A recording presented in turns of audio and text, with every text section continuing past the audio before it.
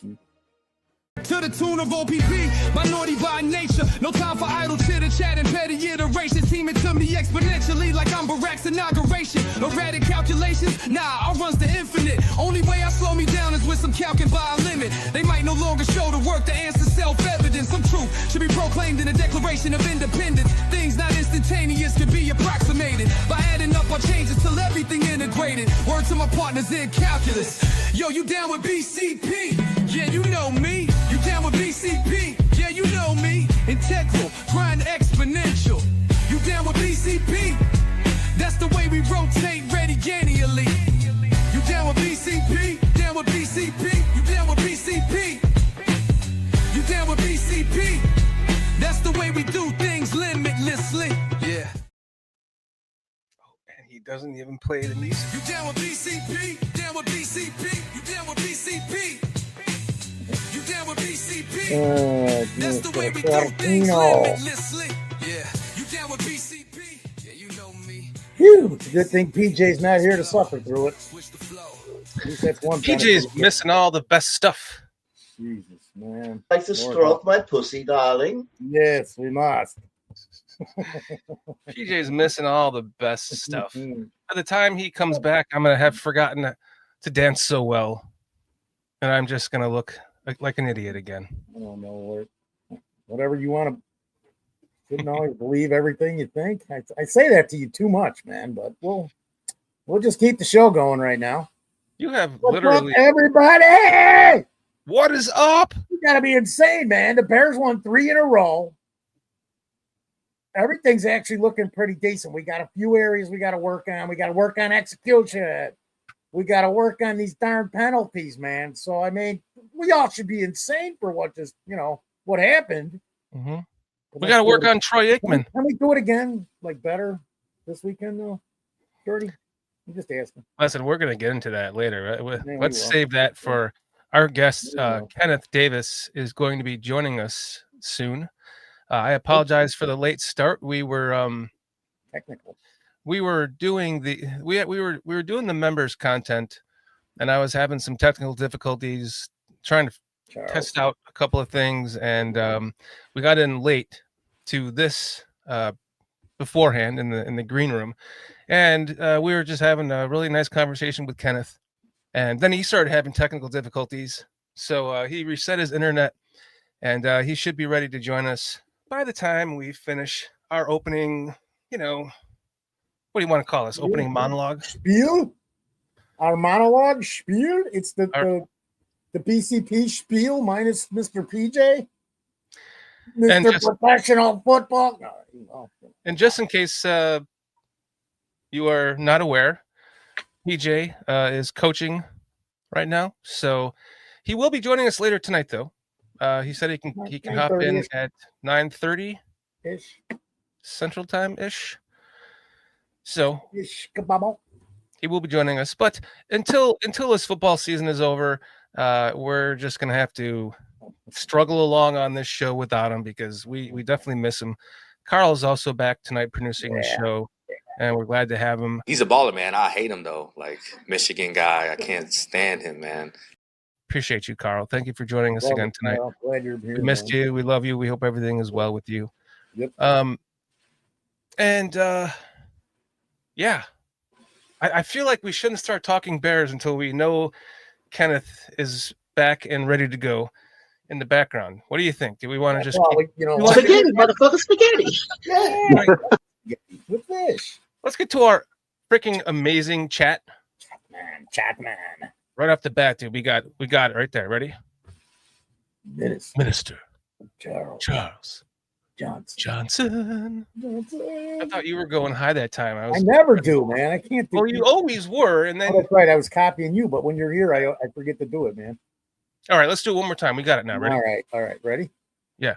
Minister Charles Johnson. All right. Roberto Hernandez. Thank you for joining us tonight. Not at all. We got some newbies in here. Cornholio Beavis saying, by the time PJ comes back, the season will be over. So Cornholio Beavis definitely knows us and it's great to. We may know you too. Maybe you change your name, but thank you. He is aware of things that are going on in the BCP community. Yes, he He is. is trying to change his name to specifically stay out of the public eye. Yes. So, Cornholio Beavis, thank you for joining us tonight, even if we don't know you.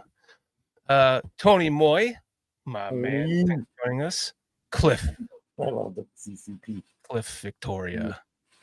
Yeah. Thank you for joining us tonight, Cliff. Cliff Victoria.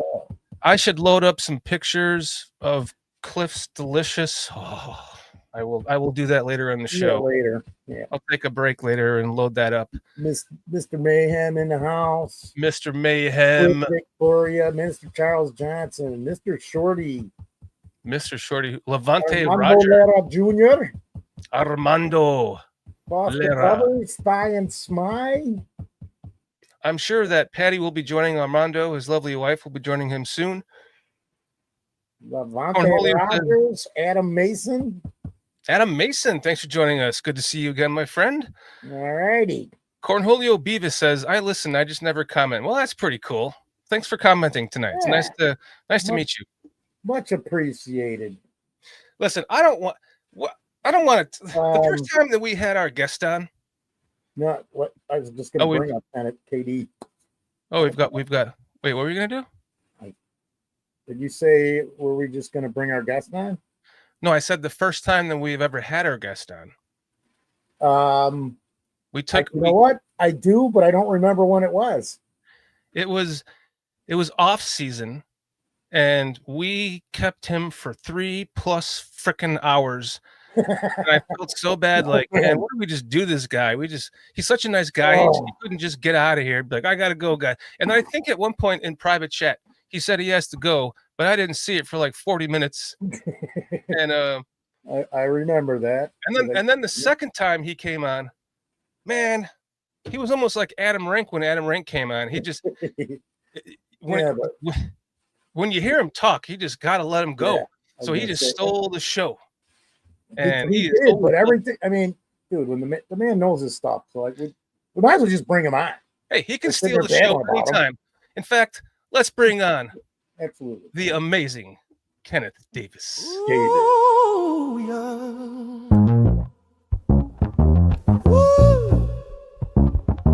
yeah. You know what I'm talking about, baby. I'm talking about Kenneth, Mr. Kenneth Davis, Mr. Kenneth Davis. Immaculate conception with just the sound of his voice.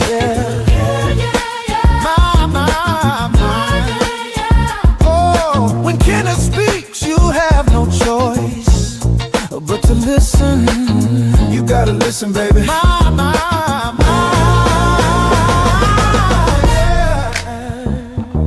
Oh yeah. Mr. Kenneth Davis, Mr. Kenneth Davis. Ooh yeah, baby. I think I just got pregnant.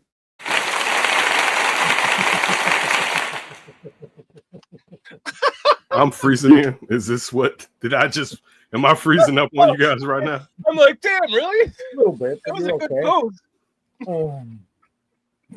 Wow. What like we need to talk about what is that? How does that get what app and what is that? Listen, I have to admit, okay? I made the music. Terrible. I made the music. No, I'm not even. That's not. It wasn't terrible. It wasn't terrible at all. No. I'm saying I made the music, but I couldn't figure out how to make the video. So I had the best friend that this podcast channel has, Aldo Gandia from the Barroom Network. I asked him for his help, and he took the song and made the video. And I'm just like, so wait. So is that? I take 20% credit for that. So the song. It changes on the guests? No, I made the song in an AI song making app. I wrote the lyrics and it generated that. Okay. Yeah. I thought you. I was hoping you weren't. So you like it because I was hoping you wouldn't be offended by immaculate conception by the sound of his voice. When I sent it to Aldo and I said, "Can you put a video to this, please?" He says, "I'm not sure he's going to appreciate you saying he's impregnating women all over the world." Nah, those days are done. But real quick, let me shout out always Patty Lee's for first, Tareen and Buka. Let me shout them out here, seeing the crowd over here. So let me shout out them. And I know Mondo's somewhere around here. Yeah. So Mondo's in Torian. I always Torian. mispronounce his. I always pronounce Torian. And I've asked him that in the past, like, Torian. So let me say that Torian. Let me shout. I'm coming back out. I got some things. J Hood's gonna have me on again. I've been on his show a couple times. Nice. Alex Shapiro and me are gonna be doing something Right. coming out. I'm gonna do something on my own and some other stuff. So I will be PCP. I didn't hear you. I said you're gonna do No, I mean it's no. Well, I will return, but I need to. I honestly, the problem is I rested on my laurels and stopped doing my independent thing. And it's time for me to go. Just in general, I should have not done that. I should have taken advantage of the platform that I had. But I was so committed and I had so much work. Like I didn't just do Under Center.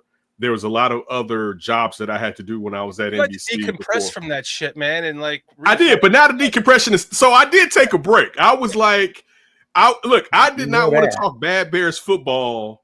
And even though me and Josh Schrock were like, man, we be killing it right now. We still go by like, boy, this is ready for us to just detonate. But you get tired of early in the season, it looks dismal. You know what I'm saying? And that last year, and you get tired, like, and I mean, you know how many times I want to doing this? I mean, it got to a point. I'm like, I don't want to do this show anymore. I get you. Right, you don't, and like I know some people like Ken, you're a wet blanket. No, I'm going to be honest with you. I'm going to grade it how I grade myself, but also you don't want to say something bad about something that you have fond memories about. I mean, I'm a Bears fan at heart in general. I'm a sports fan, but the Bears are my team. So of course, but you just get tired of, damn, the season's just begun. Like, dog, you shouldn't be talking draft by week 4.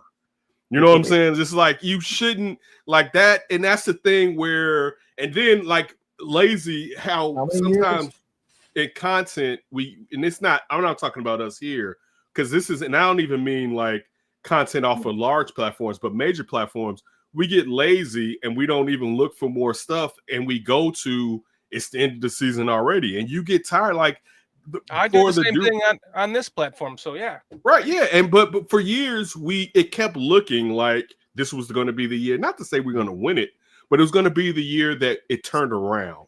Yeah. And so that was good last year. That one, I could just watch the game and not take notes. You can't enjoy the game when you're always trying to take notes on what's taking place. Like I could just watch a Bears game. And I don't have to worry about at 10 o'clock at night, I have to record a podcast, right? Because my reporters are still in the stadium or whatever. So I did take a break, but then it became extended. And now just, people want to know what I have to think. You had to find yourself again, man. You had to take a break from that and then find you in it because, NBC Sports. Like, you know what I'm saying? Like, they didn't wait. Don't spit on NBC Sports because that's one other thing that people forget. The thing is, and I'm not owners are greedy, and they expect when people are opting out of not having cable anymore, that every year they can get, when the contract comes up, they can get more money from the networks or Universal. But you keep your talent. You keep your talent, bro. Well, they couldn't. I mean, but think about it. I'm not at the top. Look, I'm not. I was popular, and I did have the only podcast that aired on television regularly, even though all of us, when I started, were supposed to air on television. It was all the podcasts are, but only Under Center did.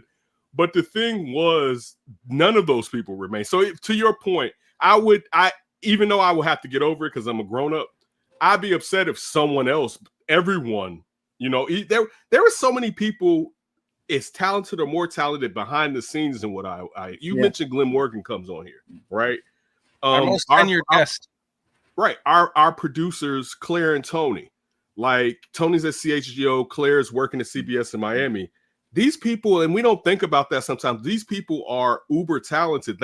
And these are people like I thought at least they would find a place to stuff her.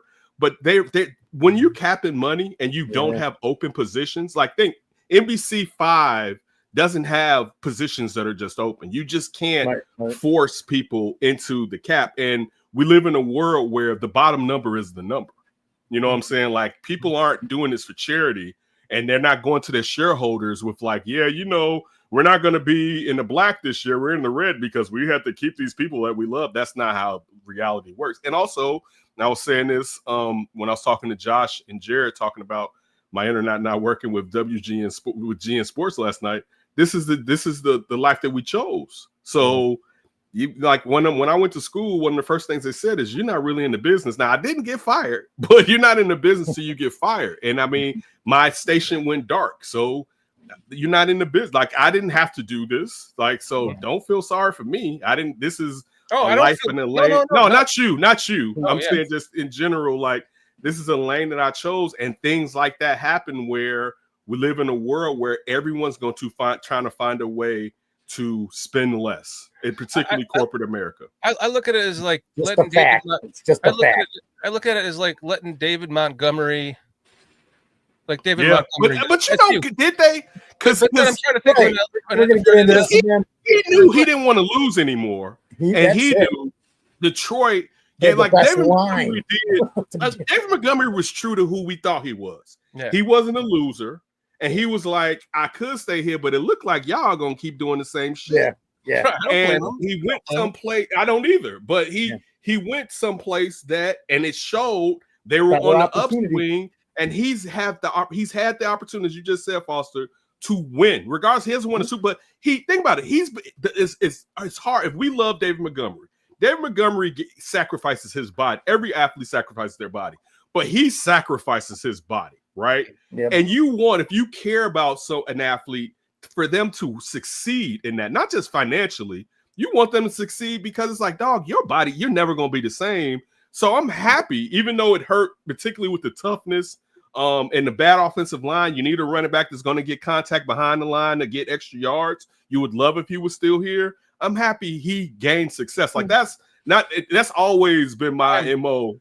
I'm going to always root for you to paid, for you to do better, because it's not that serious. And I'm not saying that's what you were saying, Shorty, but it's just one of those things where it's just like, and I get it, you're rooting for me, but you know what? I'm a grown up and I can still get out here on my own and do what I need to do. It's the talent, though. So I've been on. I drive a lot. Like I work from home. You still in Atlanta? Yeah, and I barely drive because I work from home. But when I do drive, they're all like, I drive to Illinois and Chicago and back. Oh, my whole family is there. I remember you telling about you listen to the podcast with your wife driving. I always remember that. And dude, like you were the man on that podcast, bro. And it was just so the talent, like if to me, nothing like Alex Shapiro's been on the show too, and love Alex Shapiro. But if I'm picking talent, I'm picking you, not him. That's what I'm saying. Like, you know what I'm saying? And same thing with Glenn Morgan. Right. Glenn. So and Glenn is the shit. Glenn sent me a message on Facebook today. Like Glenn, I told them, like, if you ever fire me, you better let him be the host of this show. Like that's one thing I told them. Like Glenn Morgan is one of the that's one of the things. I'll end on this and let you rock. Glenn Morgan proves that companies have talent. And they did give him a platform, but they didn't even really expand on what you have with him, because it's like, he can sit there. Like the thing, like people don't understand. Like Glenn is one of the guys that is in the studio making sure everything runs right. The stuff that he would do to make sure I look good when I'm hosting Football Night in Chicago, right? Yeah. Like and not just him, plenty of people that were there. Like Yeah. that was one of those places that I wasn't close to everyone, but I didn't have a problem with anyone. But the people in production, and from actual manual production to digital production, the amount of stuff that they did and how diligent they were, that's one of the things that people don't know. Let me not say people, because I wouldn't have known if I didn't work there. Right, exactly. Like, and you see like how all these people are sports minded and know things because they're dealing with sports people, so it's easy for them to gain information if they don't have information. But Glenn is that's always going to be a top. He's a top individual and honest. We love Glenn, man. He'll email us and say, "Hey guys, I got to come on tonight for 45 minutes, an hour." And then sit here for 2 hours and go off. Right. So. And Scottish Bear, you're right too. Me and Glenn used to argue about that. And I'm not taking a dig, but Scottish Bear, you are right. I'm not gonna hate. I'm honored that like Glenn and I have each other's phone numbers. Like we talk, like we'll say, Merry Christmas to each other and stuff like that. You know what I'm saying? Like Glenn has become a friend of this channel. That's why I say he's I think 16 or more appearances here, and just and here's the thing about him too, Kenneth. And I'm gonna say one more thing, and then I'll let you go, and then let's get into Bears, because I don't want to keep you 3 hours again. No, you can't. I'm not going to be that nice to anybody anymore. I'm putting that out there also. Please don't. I'm gonna be like, yo, I'm gonna say on here like I gotta get the fuck out of here. Yeah, like so. Glenn, Kenneth, you could do what I do, man. You know what I do? Irish goodbye. Out. No, I'm out. So Glenn, you made me lose my train of thought. No, damn you guys. Glenn, oh man, totally lost my train of thought now. I have in the heavens. Oh, now you got the spotlight. Okay. What was my train of thought? So first off, the question I wanted to ask you is, I thought about tonight about asking Glenn to come on with you tonight. And I thought like, oh, well, I don't know. I want to be like, but then I thought, as we're sitting here talking about how much we love Glenn, it'd be awesome just to give you the show for like 10 minutes and just have you go back and forth, because Glenn, oh, that's what I was gonna say. Glenn, every time I think he zigs, I'm gonna zag, and then I think I'm zagging, or I think I'm zigging, and then he zags, and he comes on one night and he starts trashing ownership and stuff, and then I have him on the next show and I start trashing ownership. It's like, no, ownership's not that bad. and then he's always the opposite, man. It cracks me up because Shorty will sit here and conspire and go, all right, I got everything lined up for Glenn tonight, man. I'm gonna nail him. And Glenn comes on, and in 3 minutes, Shorty's going. Yeah, I mean that. What did you do? Yeah, that's Glenn. Glenn is a good individual, to say the least. Next time I have you on, I'm gonna try to get him on with us. No doubt, I'll be here.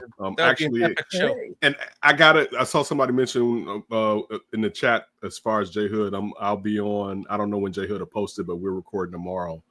So make sure you check that out within probably this weekend or whatever. But again, me and Alex are going to do something. I'm going to do some stuff, and I'm going to make sure Glenn is involved in what I do. But yeah, I'm stepping back out, and I'll do some other stuff that has nothing to do with sports off of that. But it's just time, and but also let me say this.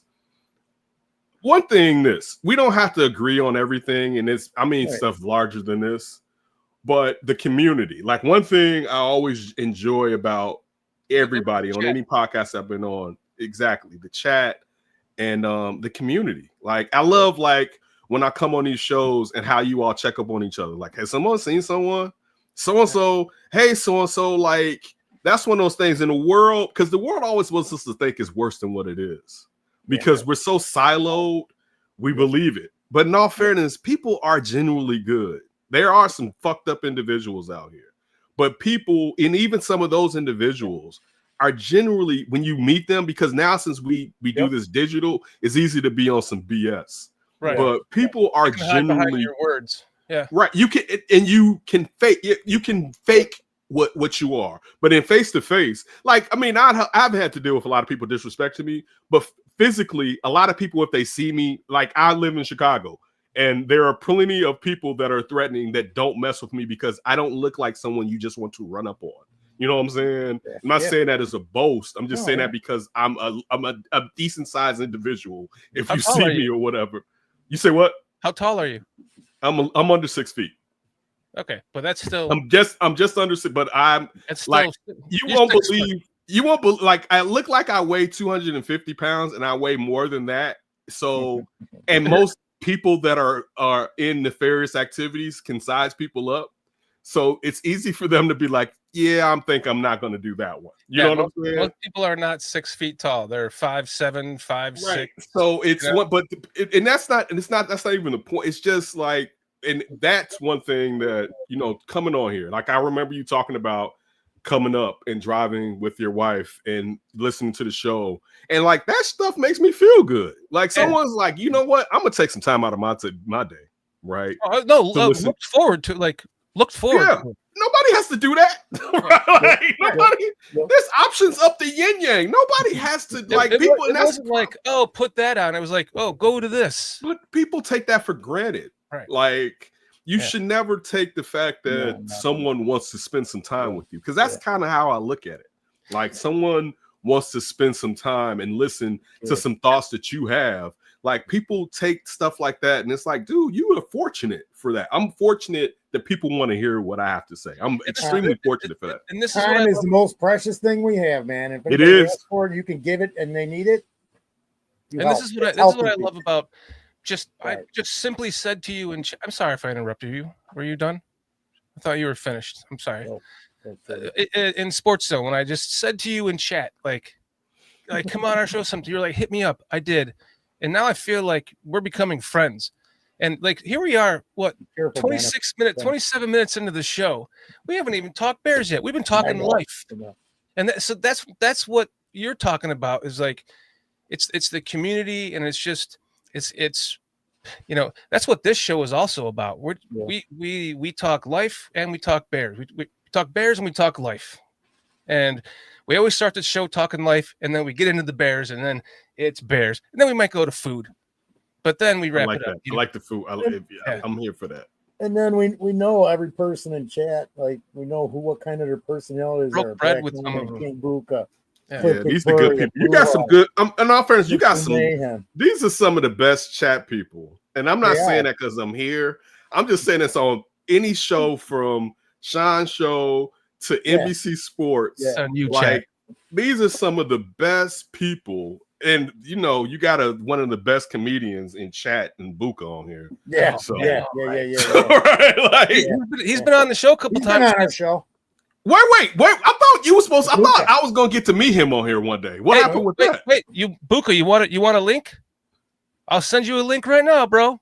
Yeah, I need to like that needs to happen, and that stuff. I guess when I pop back out, I need these people to join me to have this. But yeah, that's been the cool part, because you just find like, yeah, we like the Bears or whatever. But again, and then let's get into some Bears talk. I don't want to. I know sometimes I start to go off on the tangent. I don't want to ruin everything. Well, so before your tangent, I want to let's start with Foster. Foster, what is it like to have 3 wins in a row? When was the last time it happened? Carl? Yeah, I'd have to ask, because I can't remember either. It's got to be, was it Fields? Yeah, it maybe. Doesn't matter. The long and skinny of it is this. It's really nice to see that. I think I see the direction the team's going. If you watch the film, the execution of the offense, most of these guys are doing their jobs. They're doing it timely. They're just executing the plays. I mean, I think one of the things that out of the whole game, and you can nitpick anything, because there's plenty of things to nitpick, is Caleb's accuracy at times seems inconsistent. And then, oh crap, did we lose Kenneth? Oh, there he is. He's back. Is it me? It could be mine. No, it wasn't you. It was me. How I haven't been doing this for so long, because my Wi-Fi. So one, I'm using Wi-Fi upstairs. I'm on the main floor when I'm doing other stuff. Yeah, you're having no problems right now, though. Yeah, but now it's like my Wi-Fi doesn't know this is home, and it's acting like I'm in the base. It's been very disrespectful to me. But please continue. it'll get used to it. No biggie. I'm just happy with the way the offense is progressing, man, under Ben Johnson. Like I said, they're executing their plays. I mean, there's still things to work on. These dumb little penalties. Yeah, I can't even. Some of those penalties shouldn't even have been called, but true. But so many things to get into with that game, man. I started on the offense just because Swift had a great game, and like I said, the offensive line. I think when PJ comes on tonight, this will be the first time in 3 years where we're not going to bring up the interior offensive line, which is crazy. Just because there's no call to for the first time in 3 years, which is crazy. That's been one of the problems forever. But also, again, not to say other teams doesn't have that. That was like a problem for the longest that the Vikings had, where they had good tackles, but center guard, they didn't have that. But it's not as expensive. Now I know that cap prices go up on players, but to get a good center, and the fact that the Bears have used center like it's a utility player for the last years, I'm talking about Ryan Poles, never made any sense. Where you were taking scraps from the Packers, you were using, and one of the things that we always talked about on under center was Father Time is going to come for Cody Whitehair, and it's not a knock on Cody. But you're at it. It was he was around the clock. He was long in the tooth, and for you to not, and particularly being a guy that is an offensive line, when you have an offensive lineman that's your GM and assistant GM, and I don't know if you're looking for what you were and hoping you can make that type of player succeed compared to just getting top flight talent. That's an issue. Like the fact that you had to go out and spend money to reinforce the whole line. You only used one first round pick on offensive lineman, right? And now we're starting to see him look closer to what we expected in Darnell Wright. But you spent one pick on if you're going to when we heard them talking about moving up for Ashton Gentry, dog, you could move up for Joe Alt. Like that. When I'm a fan of Rome Odunze. Rome, from the time that I've had a chance to interview him, I thought Chicago's gonna love him because Chicago's always gonna be like this on Caleb a little bit, and it's not a knock on us. That's just how we are. Where it's just like, do we get him? Not me, but I understand how some people they may not connect to him. But you can see with Rome that he gets it and he would connect here. I still would have tried to get Joe Alt. Quarterback. Listen, linchpin quarterback, left tackle, right? Like that is because then, dude, if you can have C to B level skill players. If you have a good line, it covers up a lot of that. It makes those guys better because the quarterback has time and they got time to get open, right? But when you're playing, and like last year, Ron Poles did a lot to bring in a lot of quality skill players. It doesn't matter if your quarterback's on his ass, and Caleb does hold the ball, but your quarterback and Justin holds the ball. But part of the reason they hold the ball is because they're always running for their life. So it develops a bad habit, right? It's like I'm already taking off my this fear and flight, right? And I'm taking off and I'm not looking down the field because man, they be on my ass, basically, let alone, and I can run. So at least I can gain positive yards, let alone now you hear the media talking about you and you're like, at least I can use, because one thing I always say about Justin never came here to run 1,000 yards. This was not the guy at Ohio State where we're like, he was dual threat where he could run, but nobody thought he would be under Lamar Jackson is the most fastest elusive quarterback in the league. Nobody said that about him. We didn't know he was because even his first year, you could see where he wasn't used to running. So he wouldn't run initially right away. He would have these odd times where Justin would think, then I should run. And then his second year, he was like, I got to get my ass up out of here, right? But that was never his game. And that's not to say that. Go ahead. This is where I started to think by end of 2, beginning of year 3, I started preaching the T formation. And let's bring back the T formation. Because if we were to treat our quarterback like Kyle Shanahan might treat having that quarterback, or even Jim Harbaugh might think having that quarterback, I would go running back heavy. I'd go wide receiver that can play running back heavy. I'd go I'd get two dominant, tight ends that could both block and pass, or at least not dominant, but at the very least serviceable, average at best, slightly above. And I would run the shit out of the ball, out of the T formation, and then out of that, create the passes for him, because his issue was his windup was just, by the time he thought to throw it, he knew the window was closed because it took too long to get rid. He didn't throw him open. That's what he lacked. So that's when I started thinking T formation, baby. And I still think that here's the sad thing about him, not to keep talking about Justin, but he keeps going to a defensive minded head coach. He needs to go to someone that can think creatively, like I'm trying to think right now, and pontificate, I should say. Go to a Ben Johnson type, a Jim Harbaugh. Imagine what Jim Harbaugh or even Kyle Shanahan could do with Justin Fields. He keeps going to the wrong team. He's hurting himself, man. You don't go to another defense. Even if you think about it, Kyle Shanahan isn't the type of guy that will want a quarterback like Justin Fields. Probably not. Jim Harbaugh. Yeah, he wants a guy that can execute the plays that he's sending in and not go off script. Like, that's, if you even go back to the issues with him and his dad with RG3, and when you're talking about Kirk Cousins, it was, for our system to work, we really don't need you to get off script and do the things that you want to do. We want you, because it's 1, 2, 3, get it out, or whatever. I'll say this, and I think, first of all, Kyle Shanahan can figure it out.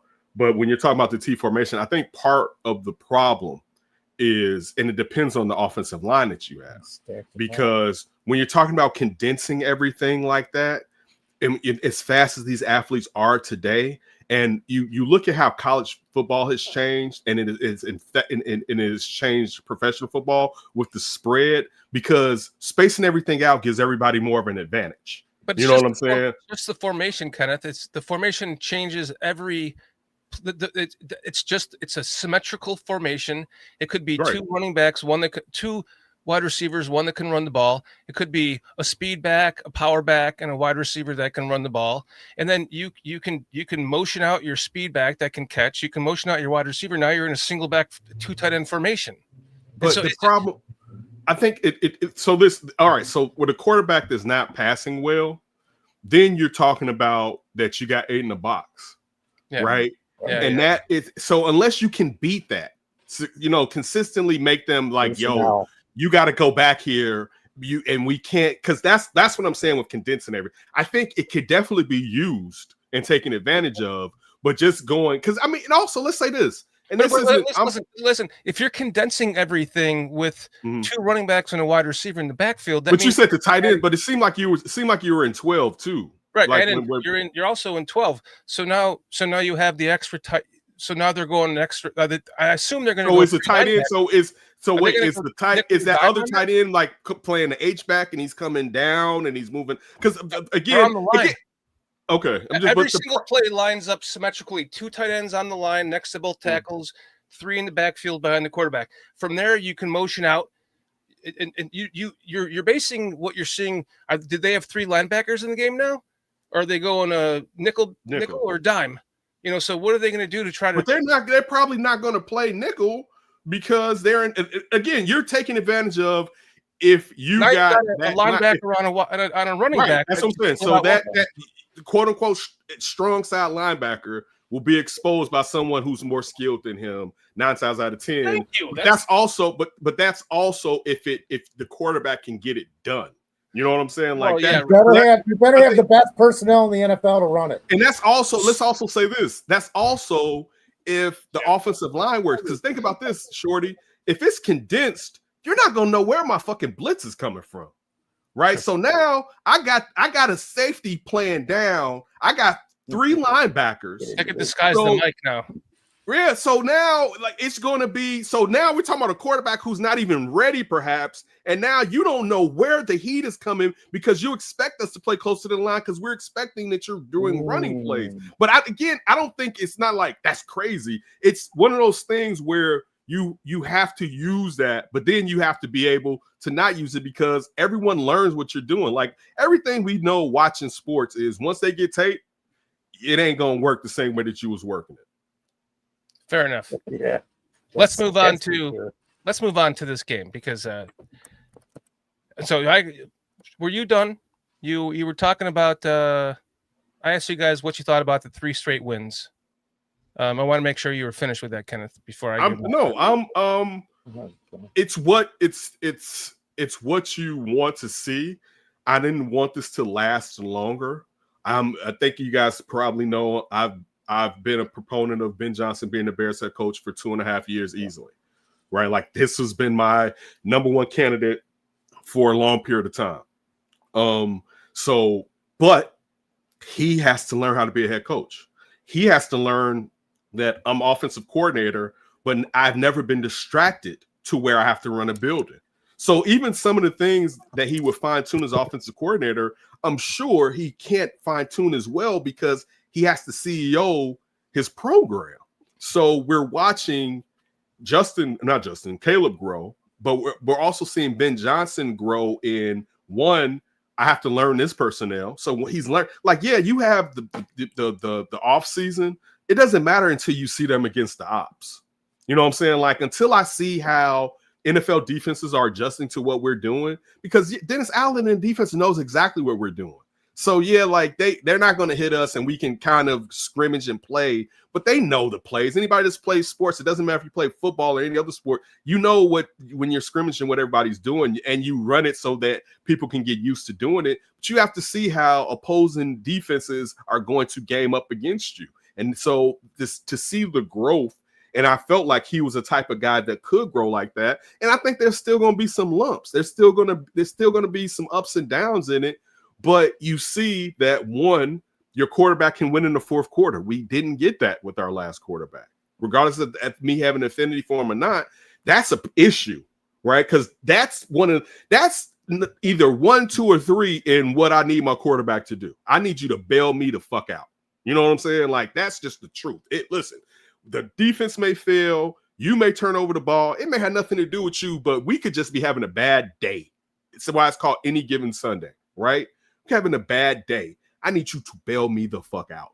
You know what I'm saying? And that's just the truth. And we knew that, but we haven't seen it within structure with Caleb. And one thing that I've said on Sean's show is you had to rip Caleb down. Caleb has bad habits, right? And he's still young enough where it's like, you know what? I can. What was the old $1 million man, $6 million man thing? I can rebuild him. I can make like you. You need to rip because he has great elements, but you need to rip him down and reconstruct him, right? And that you have a guy that he has to respect because the Bears have one of the smartest offensive minds in football. Like that. I think Ben Johnson is the most important things that the Bears has. Now, I was a guy that wanted them to draft Caleb.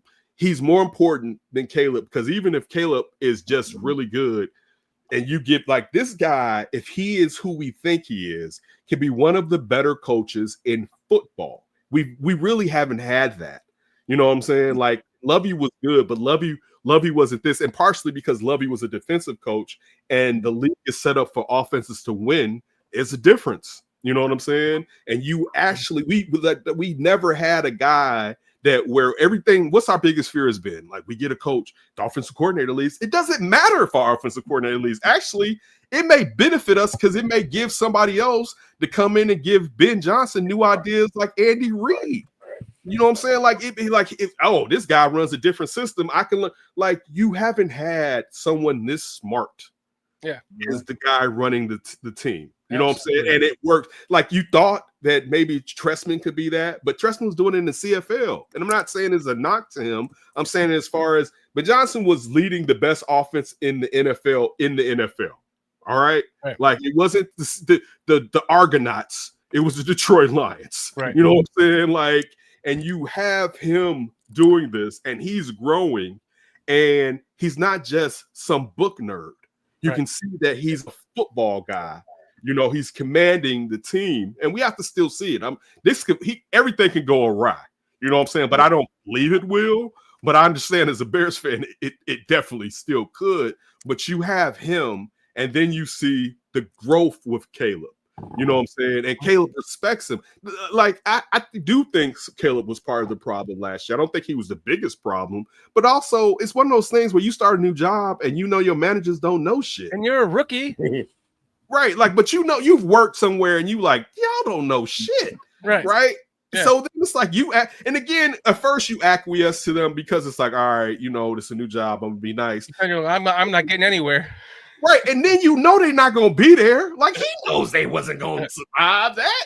Yeah. And look, he also knows, quietly as a cap, he slightly has his finger on the trigger. They're going to make him happy. Right. So it's like, I know you're not gonna be like, you think Ryan Poles hasn't been like, well, like, of course, like, dude, stop. Like, we all been in positions where it's like, did you know so-and-so's get fired? It's like, no, I didn't know. It was like, well, a little bit.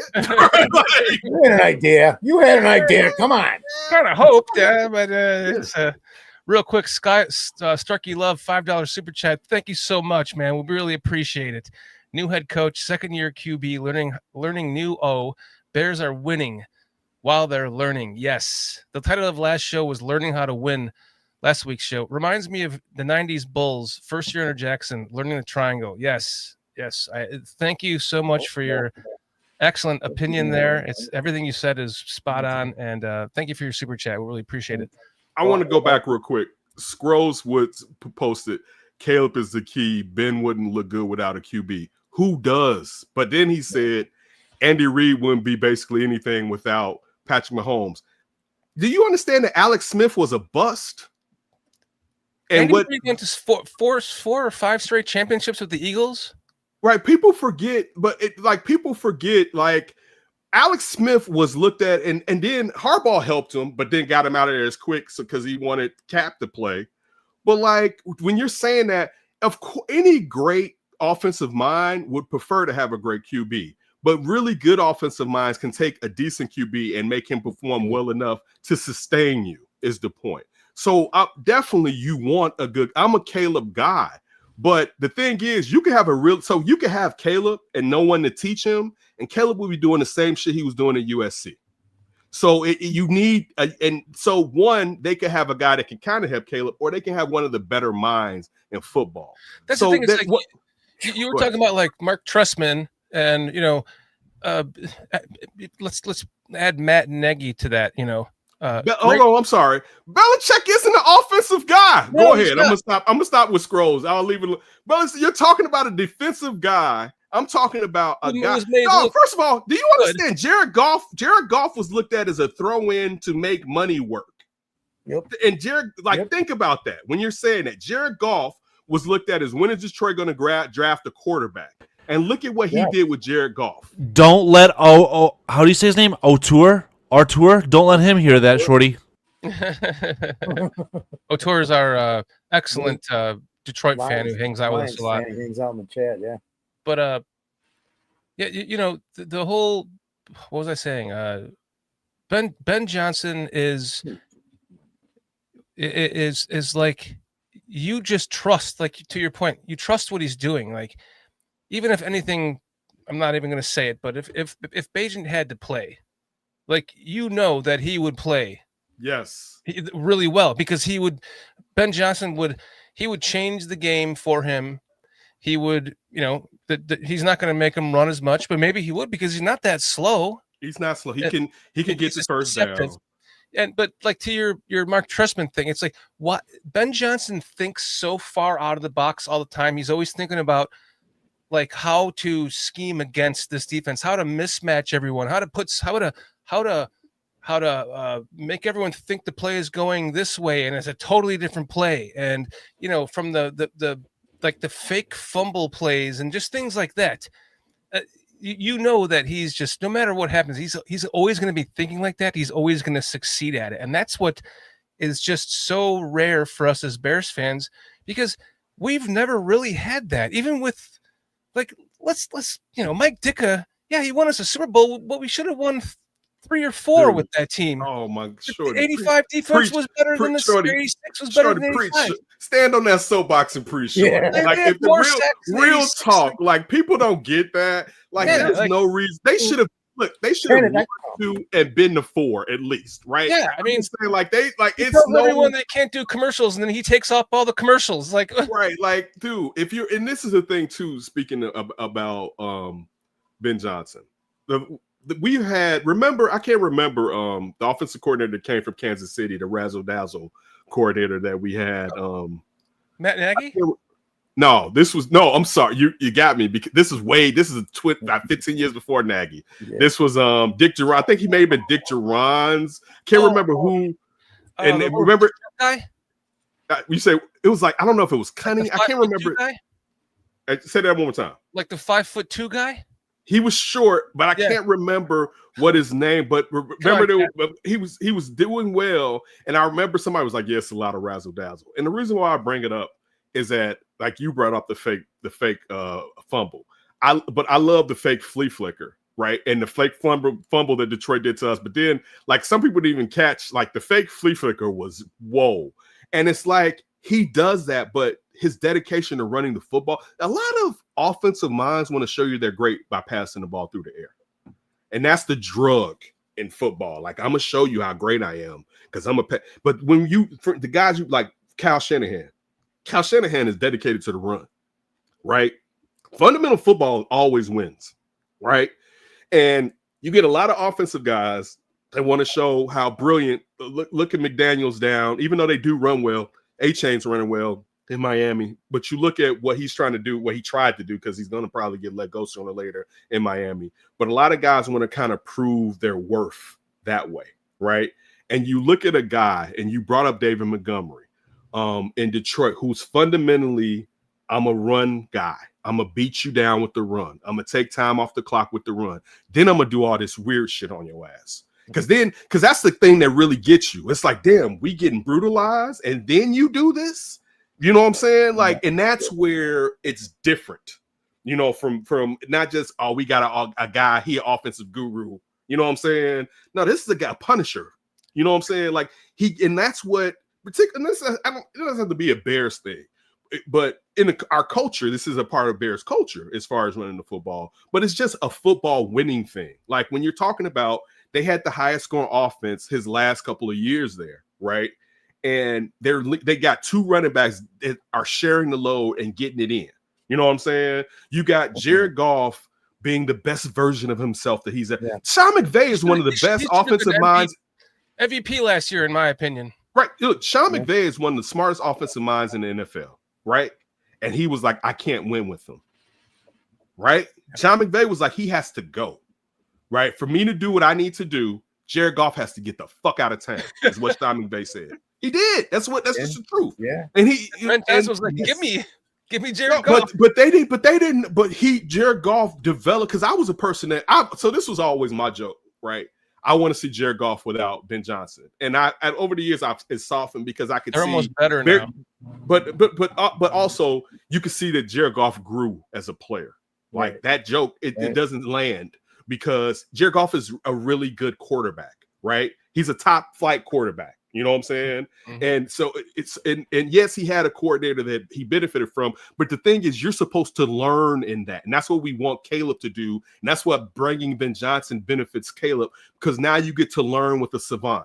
You get to still sharpen steel, let alone you can be a pupil to someone rather than being a partner. Yeah, we will become partners. You become almost a coach on the field. Like Jared Goff, if you watch the lines now, it seems like they have the exact same playbook, but they're running like 20% more of the Ben Johnson plays in that playbook than Ben Johnson ran, and they're doing it successfully. And that all has to do with Jared Goff, growing up with that system in Detroit. It's his offense now. It's his offense. Like, that's the thing. I was saying on Sean's show. It's his offense, and we'll see how he fine tunes it with the new offense. The new offensive coordinator is doing a good job. They have to find a way to get Jameis Williams involved more, but the new offensive coordinator is doing a really good job in coming in and doing that. You know what I'm saying? But that's where we want, and that's the point of what Ben Johnson brings to Caleb. Ben Johnson brings it to where Caleb in 2 or 3 years will be that guy, because he's been sharpened by this dude. You know what I'm saying? Like, and that's the difference between just having a good coach that it could have been a defensive coach, could have been, but someone who is in tune on your side of the ball that can grow you. Like they got that kind of guy. And regardless if Caleb Pitts, and I think Caleb will, I think Ben Johnson will be able to do is, as you just said, with what's the kid's name? I know I'm breaking out on Tyson Bagent with Tyson Bagent, right? Where over the top with the father or whatever. But that's the thing where I feel like this dude, if you give him a quarterback, he's gonna figure it out. Like he's gonna figure it out. But go ahead. I apologize. Oh no, I lost my train of thought listening to your. I just got impregnated by your beautiful voice. I was No, I don't know. Whoa. Oh, it's growing. Oh, it's an alien. And then, I love that.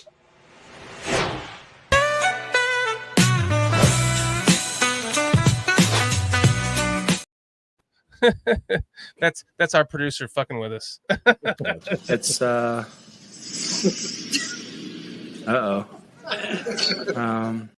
It wouldn't go high. Now we're getting used to this shit. That's some production right there.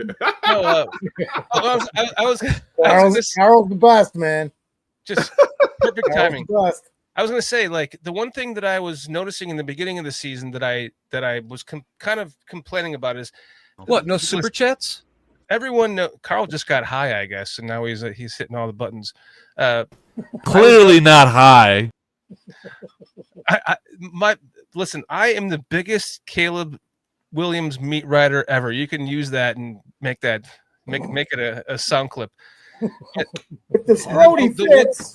The one thing that I know, because my eyes passed the test, is he's just a little too short. Okay, so in the beginning of the season, and even last year, the ball it tends to sail and become inaccurate because he has to flick it off of his wrist to get it over the offensive line. And in the beginning of the year, I said, if you notice like a Patrick Mahomes type quarterback who has a fucking cannon of an arm, they're not afraid to drift those kind of quarterbacks 15, 20 yards back into the backfield because they can easily make up that 15, 20 yards and still make it a 65-yard completion or a 45-yard completion. That's really a total of 65 yards. And I kept saying, with Caleb being just a little bit too short, they need to drop that pocket back a little bit deeper, and so he has that much more space to see over the line. And now there's some opening that he can see, that he can evade, rather than like he will never. You cannot make him a pocket passer. He's too fucking short. He's not 6'5". So was Drew Brees. Well, I'm gonna get to that. Hold on, let me finish. The Saints did the same shit with Drew Brees, though. But Drew Brees' arm wasn't as strong, and you're seeing it happen with Patrick Mahomes. He's not 6'5", he's 6'3", barely. Yeah, but that's a lot. That's height. That height. But so let me say this. But let me finish. You saw that happen in this last game. Caleb dropped back. He was drifting back into the pocket. But he's gonna get sacked. But Shorty, he hasn't shown us that he can make consistent, smart decisions. And you're running into really snaking plays or series, I should say, because like dog, he still doesn't throw the ball away when he's running to the side. First of all, I hate this, and it's not a Caleb thing. It's a young quarterback. He ran out of bounds to the right sideline, and he had a wide open. I think it was the running back. I don't even care. Look, I'm not even talking about someone being open. I'm talking about breaking the tackle box, right? Meaning you could throw that bitch anywhere, right? And you're still holding on the ball, going towards the side and going out of bounds. That is that is my biggest problem with any quarterback. Right. And he hasn't even shown that. But also, you don't want to get when you're saying that too, you're also giving your edge rushers a better opportunity to get to them because now those guys don't have to get as wide because of that. Or even if they do, they can come in more. And a lot of mobile quarterbacks haven't learned to just step up in the pocket. They haven't learned where some immobile quarterbacks, you can do a lot by just moving around in the pocket. But I'll say this on the Drew Brees front. The thing with Drew Brees, and this is one thing I said in the past that some of you guys have seen me say, Caleb really throws from here, and Caleb throws darts. Drew Brees threw from here. Yeah. So Drew Brees threw from the top. So he was over a lot of linemen with how he threw. Caleb throws from here. So you just have to deal with and I think it'll get better. he's going to get batted balls because of his height, but he doesn't extend his arm as high. And this is why Drew Brees got away with a lot of things. But this also, one thing that the New Orleans Saints did a lot was make sure, even if they didn't have the best tackles, they were one of the best guard, center guard teams. So Drew Brees could always step up in the pocket. Like, and that opens up a lot, because now you're talking about usually those tackles are going to be fighting guys off the side. So those are lanes right there where you can see. But that's one of the things that I think you're still right. But this is one of the problems with, and again, I'm a Caleb guy. This is what's going to happen with having Caleb as the quarterback. And he will get better, but you're going to get batted balls with Caleb because he's not 6'3". Like, he's one of the only guys I was like, yo, I'll take him. But for me, I damn near don't want you on my board if you're not 6'3", if I'm being honest with you. Right, yeah. Like, I don't. Because dog, offensive linemen are like 6'8". I mean, tackles are like 6'8" now. Like, if you like, it's just. I have to go help my wife change my dog's diaper. I'll be right back. Ma'am, sir. What'd you say? Does this dog really have a diaper, Foster? Is this the facts? Yeah, his dog. Is he all right? Is the dog okay? Dog's dying of cancer. Damn, sorry, man. Sorry to hear about the He's dog. had the dog for. Yeah, that's a family member, basically. Yeah. It's it's. But yeah, what's the dog's name? Oh my God, I forgot. Damn, Foster, you don't even know the dog's name. I forgot. I'm joking with you. And I got to hang out with the dog too, man. Chad, somebody said, I think it's Chad. Brian Gilmore said Chad. So shout out to Chad. That's man. one of the guys in the clip in the chat. I apologize. No, all good, all good. Now I'm trying to remember the dog's name, so I forgot what we were talking about. Was Shorty? Yeah. Oh, we were talking about height and the line, off the tackles, and that's a lot of these guys were complaining about it too. Oh, you can't draft Ozzy. We've got to get shorter tackles, and I'm going, man, you just gotta you gotta deal with it because you want whoever the best guy is playing. But the thing is, one thing is this, and I understand we're frustrated because we've been getting our teeth kicked in as Bears fans. Yeah. Right. Yep. We haven't seen hopefully what we think this will be. Yeah. I think it'd be like that, but I'm a Bears fan. I know this shit could go left. But the fact is, they will figure these things out. Like once Caleb gets the fundamentals of what Ben Johnson's offense is, these will be things that they start to work on. Sure. Right. But like this is 201, right? And then it'll be 301. Right. Like these would be the things where it's like, you know what, now, like, damn, you're doing this. Now we can kind of, because one, you don't want to, like, think about it when we were younger and people used to talk about in basketball, like, damn, his shot is funky, right? Yeah. And it'd be like, and they would change their shot. But then, like, nowadays, they'd be like, man, don't change his shot because if it's going in, let him rock, right? Yep. So one, you don't want to come in and mess with what he's doing if it's benefiting him right now. Right. Now, as we grow, and if he continues to grow and shows that we can tweak something, then perhaps you will. I'm not saying it's a definite, but perhaps you will. But I also think one thing with Caleb hasn't learned to take some spice off the ball yet, right? Like he hasn't, like, because that's one thing, like, you grow and you learn, like, I don't have to gun this in. Everything isn't just closed window. I can layer this ball over. And he'll grow in layering the ball over. So that's one thing that you were saying, Shorty, is he'll grow in that, but he has to get out of fight or flight. Like, dog, you gotta think, dog, you almost had David Carr sack numbers last year. Like, I know people don't remember that David Carr was supposed to be nice and got his brains beat in, right? Yeah. And that's why we know his brother Derek more than him, but he got his ass kicked his first couple years in the league with the injured Tony Baselli as his expansion pick left tackle. And Tony Baselli wasn't Jaguars Tony Baselli. Come on, let's be honest though. If he got sacked once, he wouldn't have been that good of a quarterback. His brother was better. He could look. I think he had a better arm. I'll say this. I think his brother was a better athlete, but I think he had a better arm. But also, there's a difference too with the expansion teams. Like, expansion teams back in the day, that was death.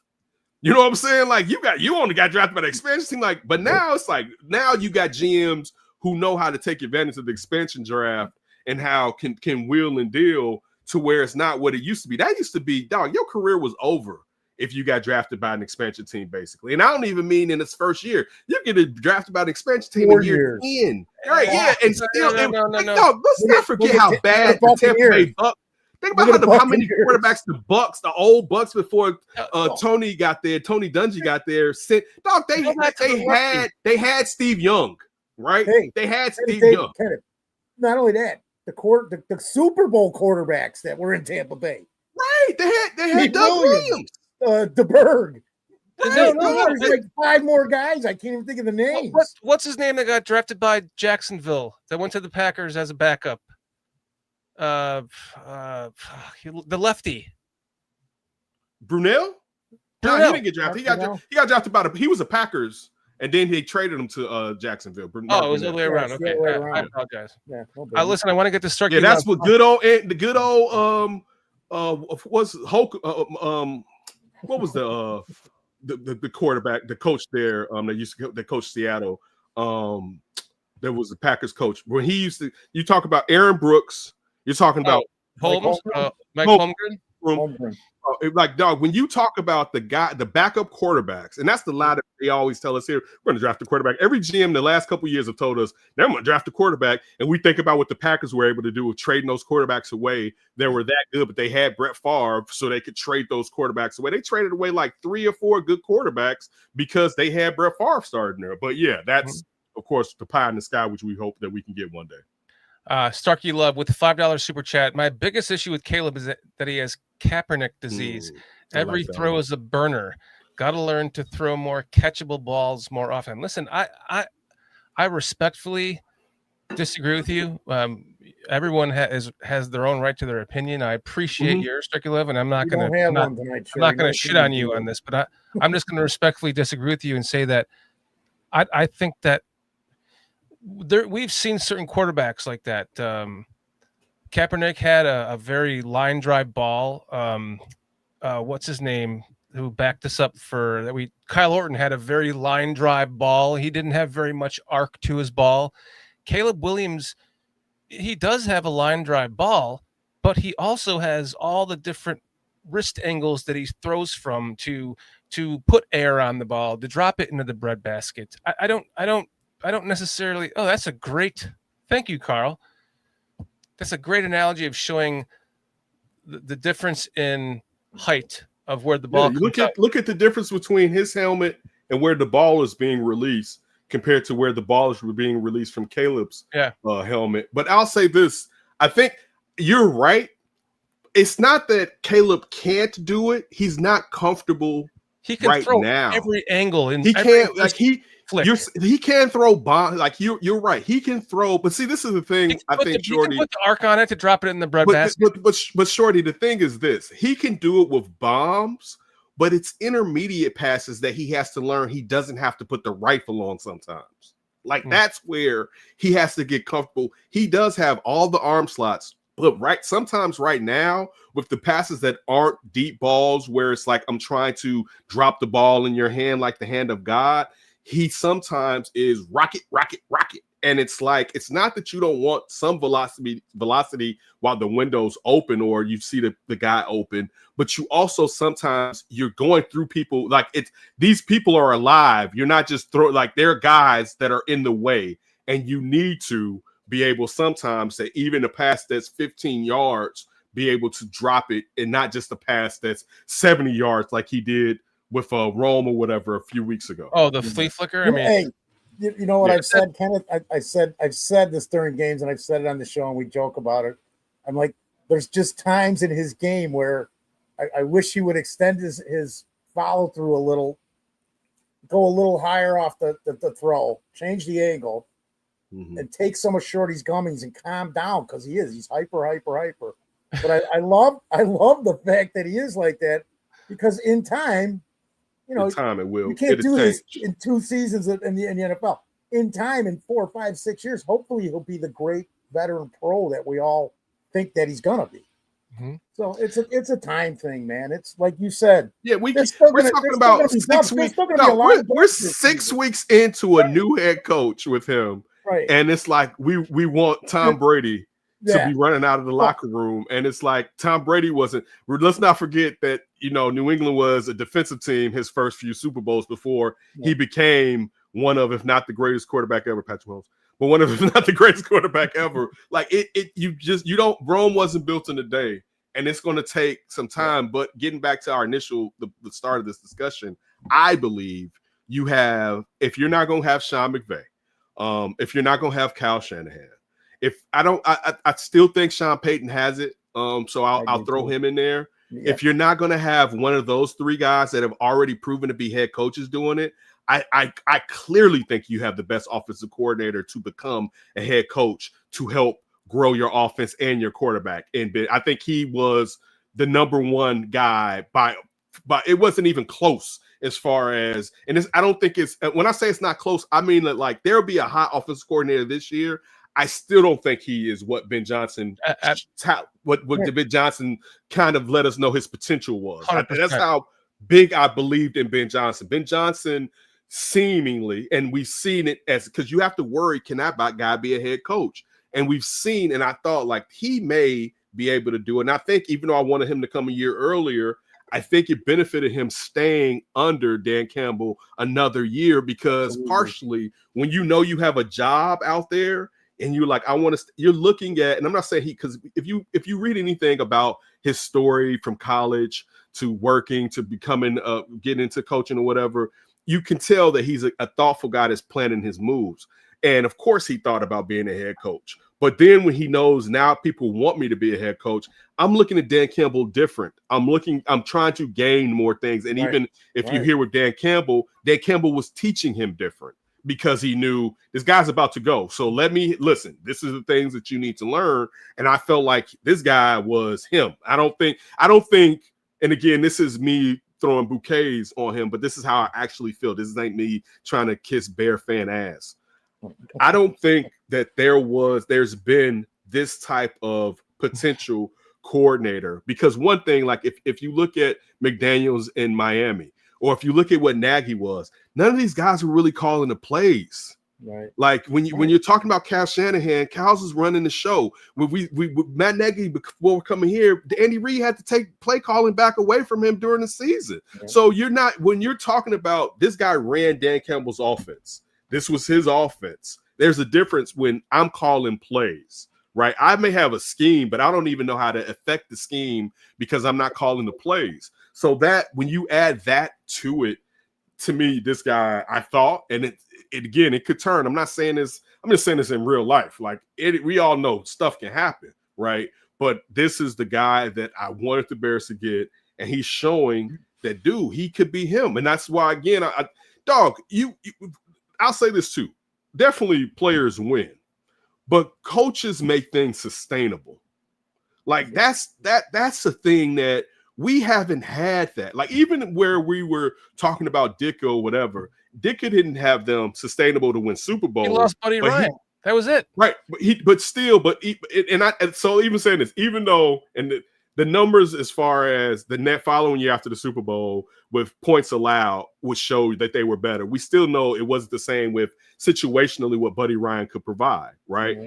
But the point that I'm getting to is Ditka still had them at a level of winning every year. Like if we even get to like Dicka's last year, they won like 9 or 10 games or whatever. Like, you know what I'm saying? I remember I was like a freshman in high school and it was like, damn, Dicka like came to our McCaskey came to our school or whatever. And they let Dicka go. And we know that he had problems with ownership. But point being, Dicka still had them at a level of where they wouldn't fail.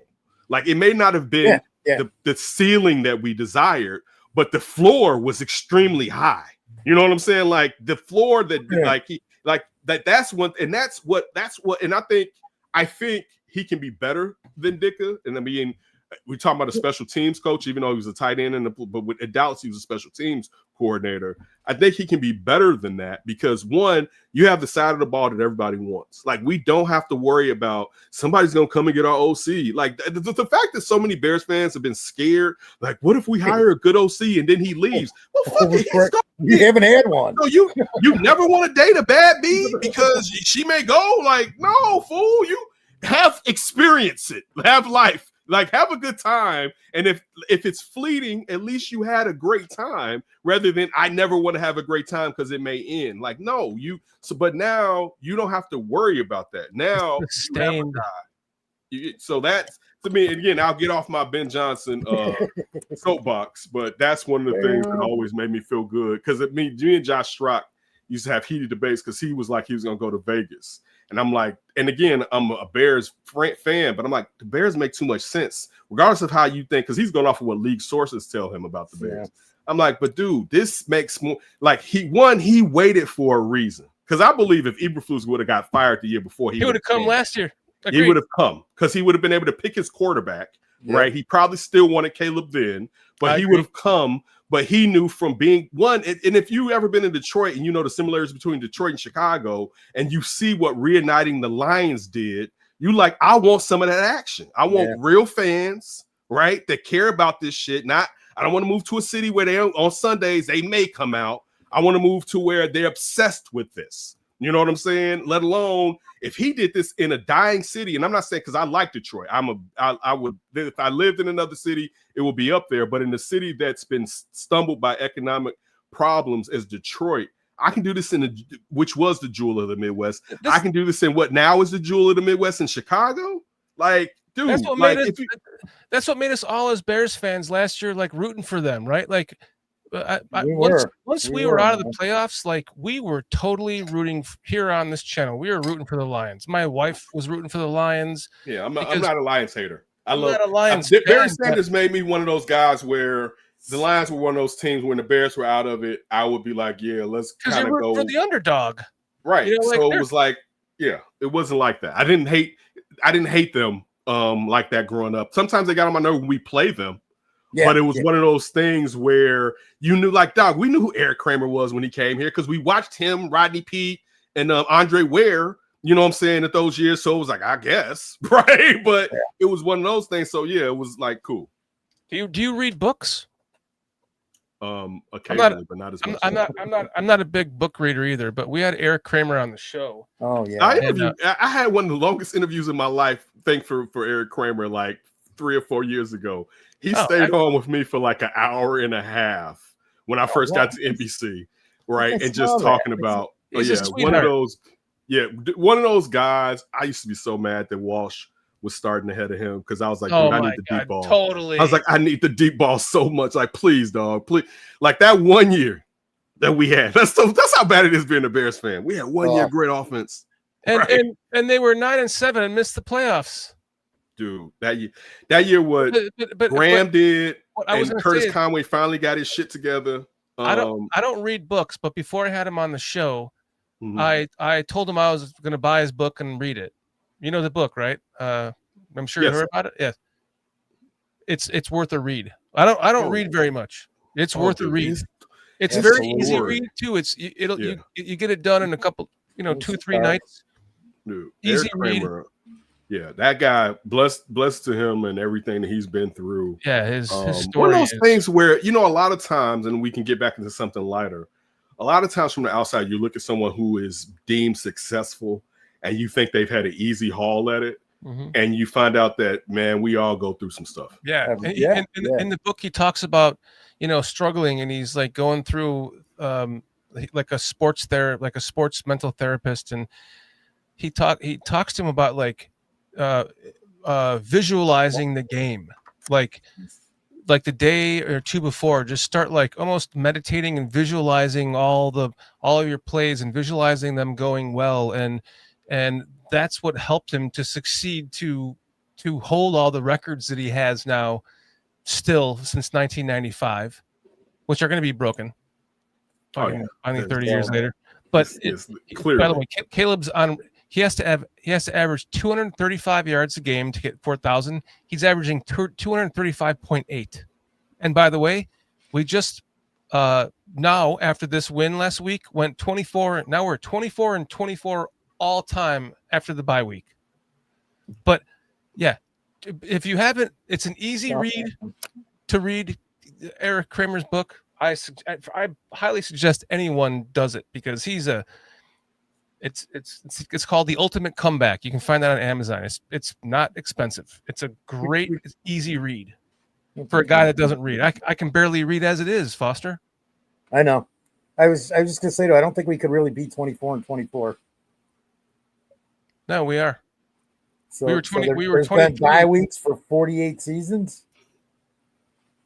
I'm just saying, man. Would you Like like your to lifetime, stroke dude. my Where did I get pussy, the number darling? I don't know. Okay, now I have to fact I check myself. thought we were. It doesn't matter. It just doesn't matter. I'm just Maybe it's from when throwing it out there, dude. So you don't. So we from don't. when they we went don't from give the 14 wrong to information. 16. But she's right. But like, what? When did this is one of those things I hate with stats, where it's like since 1993. It's like, wait, football's been playing since what? Like how they always depend on the player. They want to use a certain time frame to say when they're grabbing the stat from. 18 and 18. Exactly. That's their narrative, man. It puts it. In You said it was from 20. From when? 1920. Oh wait. Go No, ahead. the Chicago Bears' all-time record after a bye week is 18 and 18. Since 18 and 18 since bye weeks became a permanent fixture in 1990. Where the hell did I get 20? Either way, I was only off by matter. by 12 games. I just I didn't realize we were. Oh, that's right. Somebody did post that somewhere where we had to win to be finally get to 500 because I don't know if we ever been or been over. Yeah. Well, at least I was right about one point where we're 500 now after a bye week. But I think this too, getting to the game. I want the freaking Packers record back. One of the things that you always think when you're looking at a new coaching staff is how they react after a bye week, right? And do they fix the things like one you saw with how the run game was coming, but the run game was even better. And even though Kyle Monunga didn't go off, but you gave him the opportunities to take time off the clock. And you've seen what you can do with Swift on the edge. Preach but then it. you saw, and again, you had Kyler Gordon come back and TJ Edwards come back, but you saw Dennis Allen and time to fix the run defense. Like, because that's a problem. And you may not have pass rush, like you may not be a team that can pressure the quarterback, but scheme wise, you should be able to stop the run, right? Like, and I'm not saying like stifle it, but you should be able to you shouldn't be getting run on like that. And to see that they had a bye week, and yes, you had players come back, but they were able to, because that's the most, like we open with this running and stopping the run. It's the beginning and end of football. Trenches, man. Like, yeah, the trenches are always they're so unsexy, but they're so it's pretty messed up when you're giving up 7 yards a carry. Dog, you can't win like that. It's just not gonna. It may have an odd game where you win, but it's not sustainable. Particularly if you're not an offensive juggernaut, it's just not gonna work. And that to see they had their first bye week and they made the improvements, and also with Ben Johnson, and he alluded to this, that no position is set in stone. And you see where a lot of times in the past that was a lie. It was like, you got the job, you have it. And they'd be like, no, we know, we going. It was like, nah, they got the job. And you saw the movement on the offensive line to where it's like, dog, we can't just be like, yo, you're here, Braxton Jones. We got to try to figure this out to get this better. And even if, with Theo, he may even be better on run, and both of y'all may be at times suspect with pass. This can benefit us, and while we allow him to grow in the pass. So those are the things that you want to see with the new regime, that they're just not spitting in the wind and telling you that it's raining. Good night, Brian. You know what? Regulars leaving. Brian Gilmore. Brian Gilmore, thank you for joining us tonight, man. Thank you so much for hanging out with us. Have a good night, my friend. Another one of chat members. We have each other's phone numbers. We're friends. Like, that's what I love about this community. Love you, Brian. Have a great night. Thanks for joining us tonight. Haven't seen you in a while, by the way. So great to see you again. I wanted to say about just lost my train of thought again. Damn it! I'm not even high. Dude, you're on a roll tonight. What's that? You're on a roll with the time. trains, but I you got a lot of things that are. Oh yeah, sorry about my dog. I had to leave because my dog is. What's the dog's name? Don't sweat any of it. His name is Azzo, Azzo. Oh, since I got you here, let me show you a little. Let me show you a little one thing of the about dog's my dog. things. I thought I had his Come video on, Bears. here. Hey, Bears. I hope you got I one. do. Okay. No, I don't. You No, don't? I don't. I won't even talk about it then. I thought I had a video that was loaded in here, but he's learned every trick every single time, the first time, and including getting the paper. And you know, every time after I taught him, like every day he'd go and get, 200 yards or 200 feet down the street, down the front yard to go get the paper, bring it back. Just the best dog in the whole freaking world. I don't want to talk big about ass front yard you got there, Shorty. Dude, I got an acre and a half, and my property taxes are $1,200 a year, bro. Move your ass down to Atlanta. Yeah. Oh, whoa, and I'm paying $7,000 for a little plot with a freaking dump on it. My yard's too big.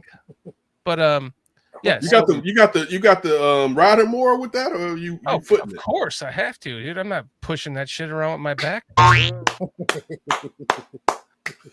But Jordy's out there with his headphones on and a drink, rolling around the backyard, chopping it up. Yep. Absolutely. So I can't mow the lawn without a White Claw or a beer.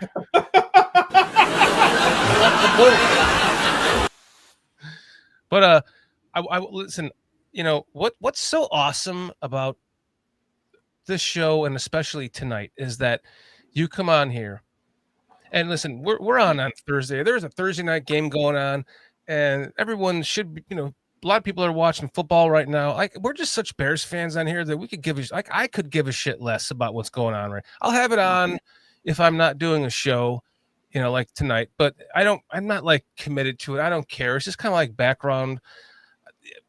But to have a show on Thursday, to have you come on here when we know that everyone's already seen everyone else's podcast talking about the win right after the game, and then the next day and the next day and the next day and the next day, and here we are Thursday night, and you've already got everyone here in chat has already gotten their content from the Bears, but they're here to hang out with us and have a good time tonight, and we have done that. Like, we haven't sat here and like analyzed the game, Kenneth. We've sat here and just talked Bears, bros. Like Bears bros, like just a couple of two tree buddies hanging out, drinking on a 3-way phone call, fucking talking Bears right now, and it's just so special. I know that I asked you about 30 to 40 minutes, and we're well over that, Kenneth. Yeah. So if you want to get out of here, you are certainly welcome to. But I know I can see we just keep sucking you back in. You got like a hot 10 minutes in. All right, we'll see you. We'll talk about this in 40. So okay, that's PJ awesome. will hop man. on soon. We maybe talk about since you just brought all that up, man. Because I was going to ask you guys, what are you expecting for the game this week as far as the Bears offense? Yeah, let's get to that. Just real quick. I was going to since you're giving us a hot 10 minutes. You know Timer what, on, Carl. I expect for them to take another step.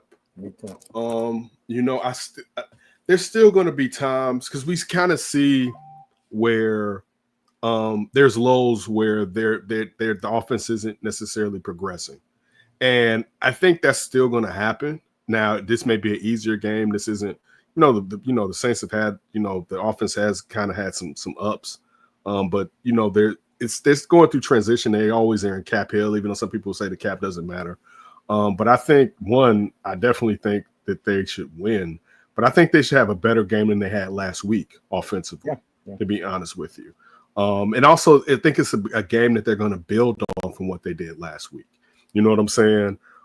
So I expect for them to have a good game. And I also think it's beneficial that you're seeing, and we talked about this a second ago, that the defense is stopping the run because that provides more offensive opportunities for the offense. Because you don't have these protracted ass series where the defense is on the field, you're getting that offense, the opposing team's offense, off the damn field. So, it's one of those things where it's like, dude, this should be I don't want to say a layup because it's football. You know what I'm saying? Right. Like that, you could say that, and then it'd be like, damn, we got beat by who? And I'm not saying that, but you know what I'm saying? Like, what? But you can see the momentum, and I think a lot of times in the past, and this is wishful thinking, but I think it's true, that you could, in your heart, you knew the momentum was faux, it wasn't real. where it's like, yeah, they real, but it was like, yeah, they still got these issues. But you still, again, have a quarterback that's consistently proven if the chips are down, one, I can get it done, but also I kind of got it. You know what I'm saying? And the thing about Caleb, to be honest, we still haven't really seen full it Caleb consistently, right? Like, because quarterbacks do show you that, but he had real it in college. Like, even his last year, which was viewed as a bad year, go look at his numbers. You know what I'm saying? Like, and we're talking about with a team that had no defense, with the offense, most of the best players had left. You know what I'm saying? So there's still like he has a real it, and it's good that they haven't had to use it, you know, but when he learns to do it, and you see that within the offense, because sometimes he's going to need to be that guy that is scrambling for his life. You know what I'm saying? To get it done. But I'm happy with what it seems like the Bears are doing. It'd be interesting to see how they continue to build with what they're doing. And again, I think definitely Bears win versus the Aints. And I'm just being a jerk calling them the Aints. I did it all day, Kenneth, on every show I was on. I think Spencer Rattler has nothing to do with what's going to happen to them. Spencer Rattler is a wannabe. Right. So I'm looking forward to Coach in the house. See, now you just added 30 minutes onto your time with us, Kenneth. No, I didn't. I'm sure he's got his own thing on it. What's going on with you, man? I just expect progression with this offense, though. I mean, they should better execution. Let's get rid of some of these penalties, stuff that they can clean up easy. I expect them to look a little better, just like you're saying, man. Look a little better next week, a little more crisp. That's the thing where it's also that gets back to Ben Johnson. This is a growth with him and his program to where these things have to be cleaned up, and where that part of the buy-in is, but also it's guys learning something new. You know what I'm saying? And also, you know, you have guys that have been hamstrung with this silly, like some of the false starts, you know what I'm saying? Where like it gets, and this has been before Ben Johnson, where it's just like, what the fuck are you doing? Right? Like at one point, I hate to say this, don't get off the ball. Right? Like I want you to wait a second. If you're that jittery, hold on one beep before you get off the ball as offensive lineman, because you could like the back-to-back false starts are the most infuriating thing of anything. But those type of plays, I feel like they will be able to solve moving forward. But it's one of those things they have because that's going to cost them games. Like even if you think about it, these close games that they've had, those penalties have almost cost them, giving them losses. You know what I'm saying? Like, think about what these games would have looked like if instead of 9 penalties, they had 4 or 5. Right. You know what I'm saying? Like that's where that, even though you're winning the turnover margin, that's going to catch your ass sooner or later. PJ, we were just trying to wrap up here with Kenneth because he committed to 30 to 40 minutes and he's going on an hour and a half. Or plus. That's because Kenneth is the man. Oh, well, that's because Kenneth just loves us. He's having so much fun with us. He's becoming our friend. Like he's our friend. He's already been my friend, so man, you know. Yeah, Kenneth's Kenneth. I mean, we didn't want to let him. You missed. Try not to let him hang out with Shorty too much. We'll have to play you his opener that we made. That was sweet. With the help of Aldo. Before he leaves, like one thing I'm going, oh my god, is it terrible? Before Kenneth, nobody else saw that either. We saw it the first time you did too, just so you know. That was a good one. I'm not even like that right there is shout out to AI, because that one is like okay. We'll show you his special opener we made after he bids adieu. But anything you want to ask Kenneth, talk to him about, any questions before he wait Kenneth, anything you want to ask Coach PJ or vice versa? Yeah, Page. He was asking all about you in the beginning. That's what I'm saying. Kenneth is the man. I'm trying to tell you. PJ is the investigator. Sorry, he is he is to broadcasting what Dick what Dick Buckus was the middle linebacker. He is just the man. Big shoes. I'm telling you, In I've the always movie. enjoyed watching Kenneth, man. No I matter appreciate what's that. under the center podcast or whatever platform he was always on, he always bring it. So, Kenneth, I truly appreciate what you do, the work you do, man. Thank you for joining us tonight. Sorry that I missed you, but No, man, you got it. You got stuff to do. I mean, at least I got to see you before I get out of here. But true. no, I appreciate the kind words, man. And same with everybody in the chat. Everybody in the chat. I'm coming back. I see Torian is like, it's coming. All right, I'm coming back. You will see me. Follow me though. All right. Which I mean, you guys will. I'm not saying in a negative sense. And the Lauras, y'all know how you are with me or whatever. But man, shout out to everybody. I mean, this is one of the things, the positive things, and like it's funny. I'll say this: when you kind of get into this business, a part of you isn't the same as far as your fandom, right? Yep. Same thing happens with doing a podcast like this. It changes. Right. I'm sure. That's what I'm saying. It changes. And like, some people be like, they don't want to hear, which they don't have to. I mean, I understand that. This is an escape. One, sports is an escape. So you want, even if it's fantasy, you want to hear kind words, which we all would like to be like that, where it's kind words. But one thing, and it's funny, and I was talking to the family and being around Chicago and seeing like the day after the Bears won that people wear Bears stuff like we're a college team, right? Like with or a game day, like like when you're in high school, it's like you gotta wear your jersey. It's Friday, right? And people like, and it's like I think because we are sports fanatics, and I wanted to say Chicago, but Bears fan, but real sports fan. Let me not put it on a region. Real sports fan is fanaticism. That's what fan comes from, a fanatic, right? Yep. And just when you see that people wear it, and it's like I say it to them, I'm like, man, people wearing this Bear stuff, and it's like a sign that this thing that has hurt them, but they still have such an affinity, and it brings people together. Like that's one thing about sports. If you play the sport, if you watch sports, that you could take a locker room with people from all different aspects of life. And there's an understanding that you gain from being around each other. You know what I'm saying? So I always enjoy, coming on and talking and seeing people, disagree, agree with me or not, but just the fandom and, how much we all enjoy this and how it makes us a collective. So that's always cool to come on and chat with you guys. And I'll be back in a month or two to come back on and talk to you guys again. Oh man, that would be special, man. And when you do, we'll bring on Glenn. Okay, but I want Buka. I've never seen this man's face. Okay. This man has made me laugh for years. He's a handsome ass dude. I'll tell you that. I would feel like he probably is. I'd bring me Buka. All right, bring him to me.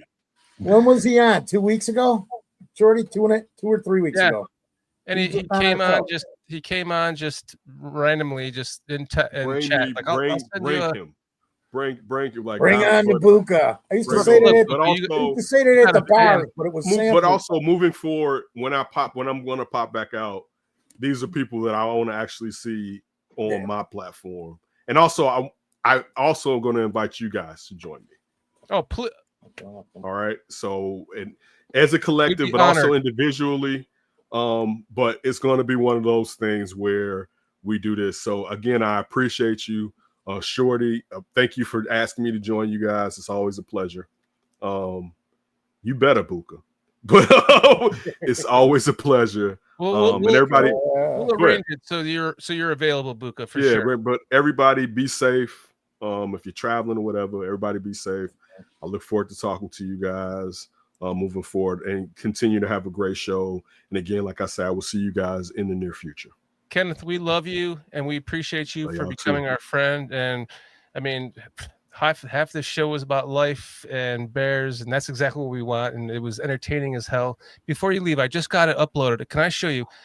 Really quick, it's 37 seconds. It's my dog. Yeah, no, please. Every single trick he's ever learned in his entire life. Okay. one time. So I thought, well, maybe they taught him that at the shelter where we got him from, sit, lay down, give me your paw. So I thought, okay, here's the paper. It's 200 feet away. I'm going to go, let's teach him how to get the paper. And then we'll take his mind off of it. We'll play some fetch for a little bit in the backyard, and half an hour, come back and put the paper back and go, let's see if he gets the paper. And from this day forward, he got the paper, opened up the front door, ran out, got the paper every single day. And this is what he looked like when he was like, I don't know, 3 years old. Here we go. Go get the paper. Get the paper. Go get the paper. Go get the paper. Go get the paper. Go get it. Good boy. Get the paper. Go get the paper. Good boy. Good boy. Get the paper. Get it, boy. Get the paper. It's a cul-de-sac that actually continues through, Good though. boy, So bring it here. he's fine. Good boy. Bring it here. Good boy. Good boy. Shorty's more Good excited than the boy. dog. Drop it. Good boy. That's a good boy. Good boy. Good boy. That's my boy. That's Sorry, my man. boy. Sorry for you and your family, guy. Hey, man. That's- losing a pet is a hard thing. Like I want to get another dog. I haven't had a dog in a long time. I'll never get another dog. No, he's perfection. I get you. I grew up with pets in the house, and it's been one of those things I've been talking about because I'm about to start walking, and I see people in my neighborhood walking with a dog, and I miss having pets in general. But I'm sorry, because that one, pets, like you just said that, like it's funny. Like one of my former co-hosts, they had a dog. Their dog passed like last year or earlier this year, and they were like, no, we're not gonna get another dog. And it's just because that pain, like it's like, dude, I don't want to feel like this again. But I'm sorry, man. Wishes and blessings out to you all, man, because that having something that, and that's just also because I've had one. I'll say this and I'm get out of here. I'm a dog guy, but my best pet was probably a cat that acted like a dog.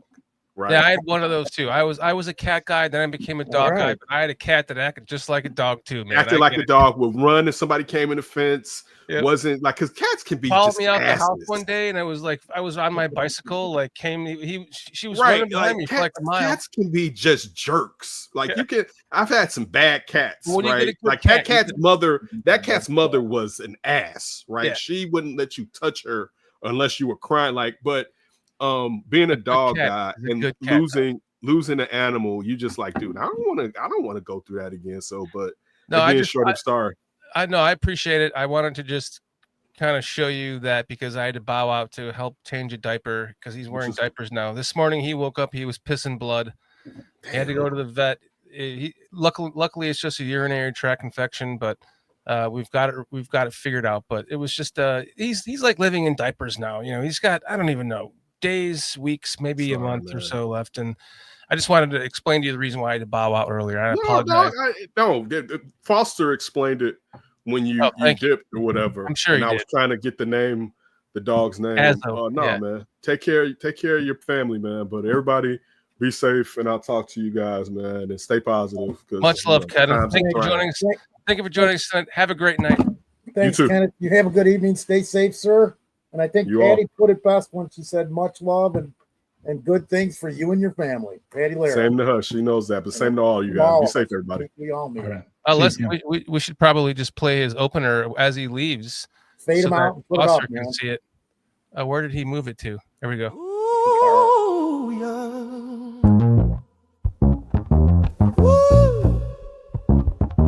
yeah. You know what I'm talking about, baby. I'm talking about Kenneth, Mr. Kenneth Davis, Mr. Kenneth Davis. Immaculate conception with just the sound of his voice. Yeah. Oh, when Kenneth speaks, you have no choice but to listen. You gotta listen, baby.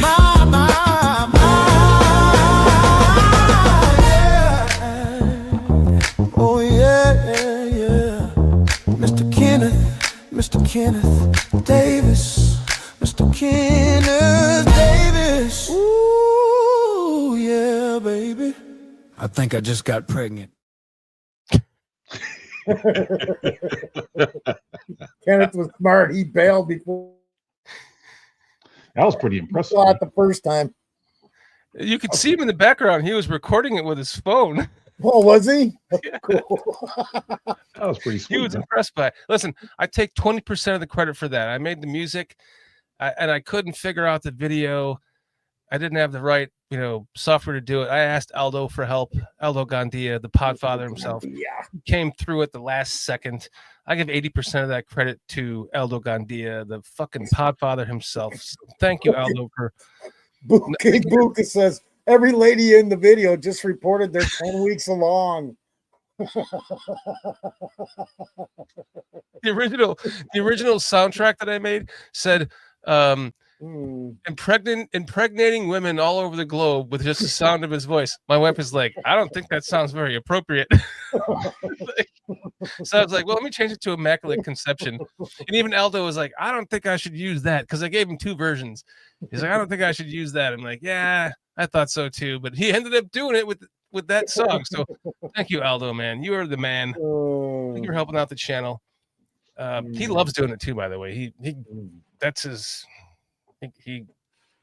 Aldo is on fucking fire right now as a producer of his own channel, and I'm so happy and proud. Good for him, man. Good for him. Foster, He's enjoying life. PJ, Shorty, what is going on, my man? Little. I don't know, man. I was going to ask PJ that. We already kind of did stuff. I was going to ask PJ. What's your going record? on with PJ, and then I was going to ask you guys too, and again to get back to this game coming up. The New Orleans records. We're hurting right now, so we're 2-4. Oh, yeah, how many games left? 4. So how many weeks are we going to lose you for? We'll be gone for another 4 weeks. At least 4, 6, maybe 6, 4 or 5. Thanks for giving.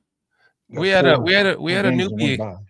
We had a newbie in the show earlier. His name was something Beavis, and he I was like, we've never seen you before. And he said something about PJ is going to come back before the season's. PJ will come back when the season's over. Yeah. What was his name? Cornholio Beavis. Here it is. And then we were like, thank you for joining us. We've never seen you before. We really appreciate you joining the show. And then he said, where was it? He said that he watches but never comments, is basically what he said. Yeah. And that's so cool to He commented. Yeah. He was commenting for a while. So thank you for, there he is. It was me. He says right there. Right here. Cornholio Beavis hanging out with us tonight. Look, PJ came back before the season was over. Cornholio. Cornholio. King Buka says didn't get another and didn't want another dog until we went to my cousin's crib and they had a little pups. A litter of pups in 2017. I have a Yorkie Chihuahua named Biggie. Oh, Biggie. Yeah, Biggie. for me, I can go over. I can sit here for 10 minutes and I just did this with my wife last night, sitting with him.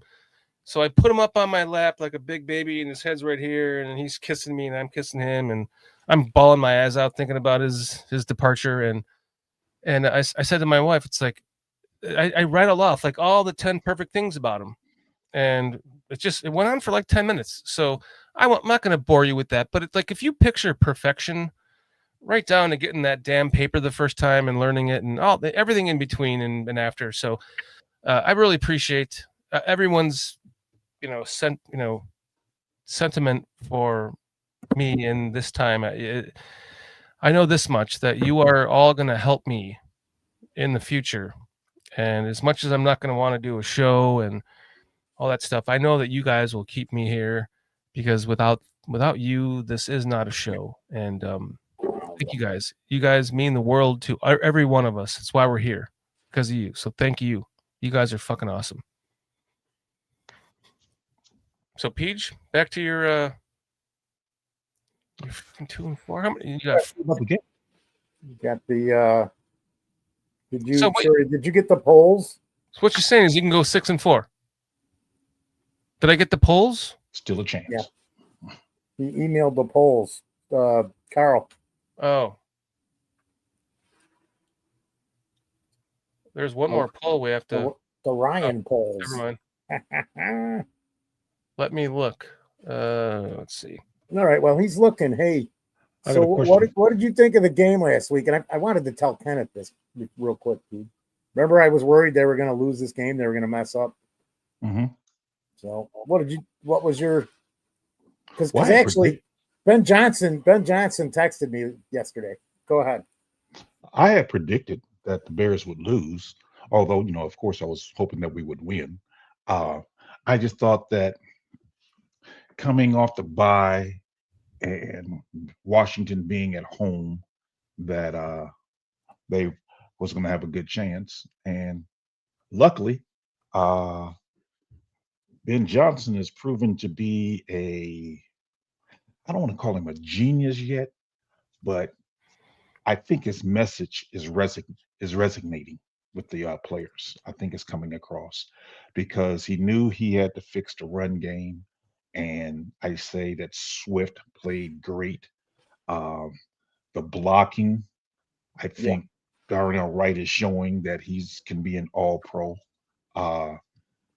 Jonah Jackson, he still needs some work, but Tooney, Benedict, Dahlman, those guys are playing pretty good up front. The only weak link I would say is Jonah Jackson right now, but I think can be serviceable. But we need to draft a right guard next year's draft. As far as the wide receivers, I hate when I hear the rumblings about trade DJ Moore. Trade DJ Moore. I hate that. We were talking about it earlier, Paige, too. I'm like, please just let the man play. Yep. How about this? How about giving him some more targets and not having as a running back, having play a wide receiver? Because too many times I see him open, but they choose to throw it to somebody else who's open. So it's not like he's not getting open. I just, when you have a choice between two guys who are open, I mean, I guess either choice isn't wrong, but it's not like I don't think he's not trying. I think he's just as good as he ever has been. But do you know why he had to go to the hospital? I heard he had to go to the hospital after the game. I heard something about there was something about like a twisted for your testicle or for your like herniated type thing. Okay. But like to get hit, because the way he got hit in the side by the hip. Right. And I didn't see how that hip would affect twisting. I mean, just the way the hit was. I watched it. I remember watching it going, oh, as the play was going on, when he went down, I went, oh crap, he's hurt. Before he even got up, because I saw the hit. Say it's swollen balls. That's what Cliff is saying. Swollen balls, hip groin. I mean, ouch. I heard something to the effect of a twisted intestinal area that caught. Bruhall 7 is saying kidney. It could be. I mean, that's the thing. So now we've got three different things, and that's in 2 minutes. Yeah. Who knows? I would say, let's not talk about getting rid of him. Watch the injury report tomorrow and definitely not get rid of him, man. I don't. Having a depth chart of 4 good wide receivers is a good thing. Here, you know what? I forgot how long is his contract. 29? 28, I thought. Okay. Wow, they might have time will tell. But by the time 28's here, that's going to be a cheap hit. What's a cheap hit now? It is.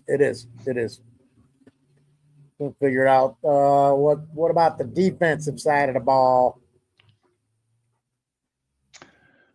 I'm hoping for was Jeffrey Simmons trade. I'm kind of hoping for that. I guess in my scenario, that trade consists of getting rid of Grady Jarrett, part of the package deal. Yeah. Because Grady hasn't shown me anything since he's been here. Granted, I know he's been hurt, but nevertheless, he hasn't shown me anything since he's been here. And if we don't get rid of Grady, I don't see the point of trying to bring in Jeffrey. I wouldn't want that much salary tied up into the defensive line like that. Right. Because you're going to have to pay Javon here pretty soon. Yep. And I mean, we'll see where he is by then, though, too.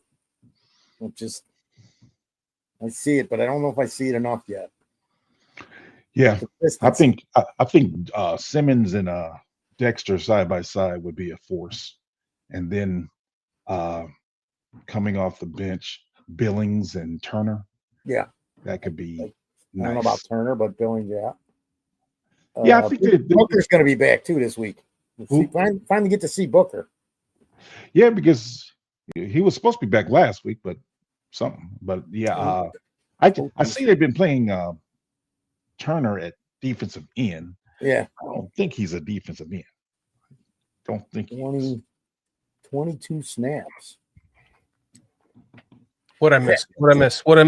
Even me said DJ's problem is ruptured cojones. That hurts. Yeah. Who said that? Steve. Oh, Steve Me. Yeah. Oh, Steve Me's trying to take over King Buka World's comedic presence here. I see. You got some competition, King Buka.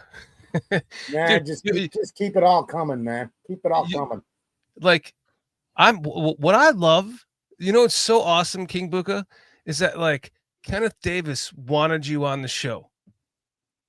Like he wanted you to come on and join us tonight. So definitely the next time that we have him on, we're gonna have you and Glenn Davis or Glenn Morgan on, and we're gonna have it'll be another epic show. PJ, and no, wait, sure, you'll have the night off that night, PJ.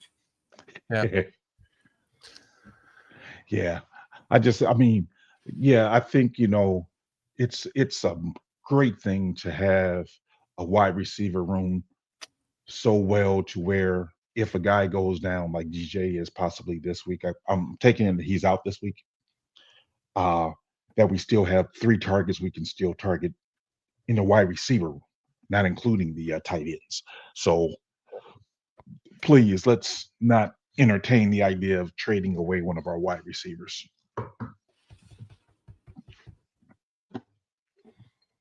Okay, that's the show. I'm looking for what Levante said because I didn't see.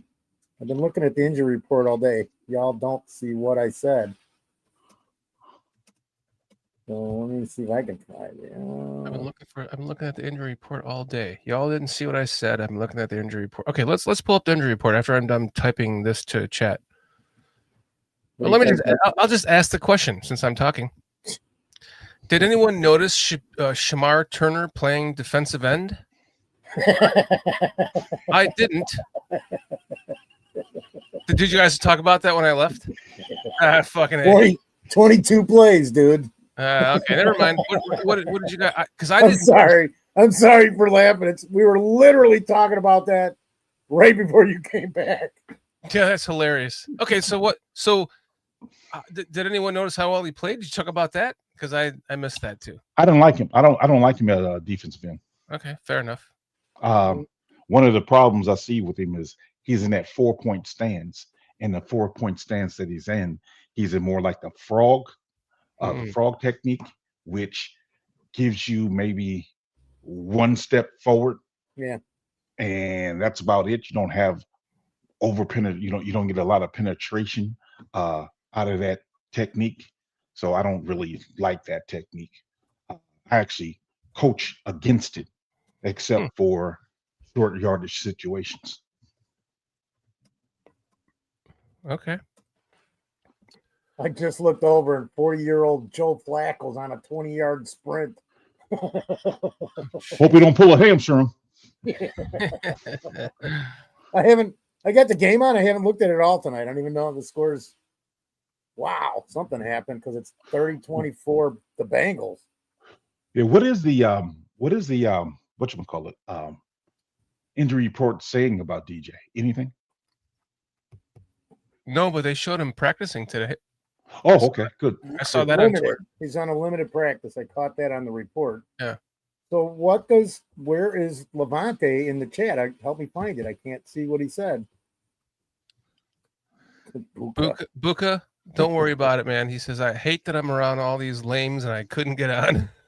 Yeah, and you know what? And he's here every week. Oh, wait, is he talking He's about here us? he's here. Dude, in the it's a British joke. Bear. It's a joke. Yeah, I know. I hate I'm around all these lanes and I couldn't get on. We're the lames. It's a total joke, but I feel what you're saying, Scrolls. I feel what you're saying, bro. we will arrange that for you, Buka. I promise you, my friend. We will next time when we have Kenneth on, we'll try to get Glenn on too, and then we'll bring you on as well. We'll line it up. Go ahead. Levante Rogers, hip groin is the diagnosis. So, like I said, he got hit in the hip. Never mind. Go. Groin is always a tough one, man. I mean, hurting your groin is tough. That's I mean, if you pull your groin, that can sideline you for 6 months. Mm-hmm. You'd have a woman do it. Then it's only 3 months, Peach. Man. But that's why I say I'm not a proponent of getting rid of well, first of all, getting Zacchaeus was a blessing because he to me has been the surprise. He has been the surprise for us. Not me. I'm just saying, man. He's been a Great surprise move all the way. And then Burden is coming along nicely. I just wish, like I said, they would give DJ more targets because I think sometimes Caleb force feeds Dunze too much for me. Like instead of targeting him 10 times a game, target him 7 times a game and give DJ an extra 3 targets. It could be too that he's not getting through the reads and then just throwing the ball. I mean, I'm just, there's other things, but I'm with you because DJ's the one always getting open, dude. He's always getting the separation and then not getting the ball, and I'm like, what? Huh. Yeah. Hopefully, some continuity and everything starts gelling, Peach, like we've been talking about for like years. Yeah. Get some damn continuity with all these guys playing together. We're not now. The preseason's over. Now is the real season. After this bye week, starting this last game. So let's see what happens now. My thought was that they were kind of decoying DJ in the beginning of the season to set up plays for the future, and I thought that too. And I thought the same thing about Roshan, but we were starting to see a little bit more of DJ in this game until he got injured. But it wasn't what I thought it would be. So talking about the injury report, here's the injury report for this week. All right. Grady Jarrett did not participate. Yeah. Cairo Santos did not participate. Noah Sewell. By the way, Grady Jackson with a knee did not participate. Cairo Santos with a right thigh did not participate. Noah Sewell with a concussion did not participate. That's not good. DJ Moore, hip groin, did not limited practice. Yeah. Amen Obang Jamiga, limited practice. I'm in practice, limited. DeAndre Swift, groin, limited practice. Austin Booker, knee, full participant. Oh, that's good. 2 days in a row. Wasn't he last week though? Yes, but I think they were just giving him one more week. Okay. They know, Good. Hell, give him. Why not give him one more week? They're scheming. Yep. I agree. They're doing a bunch of that. I agree, Shorty. Travis Homer, full participation with a calf.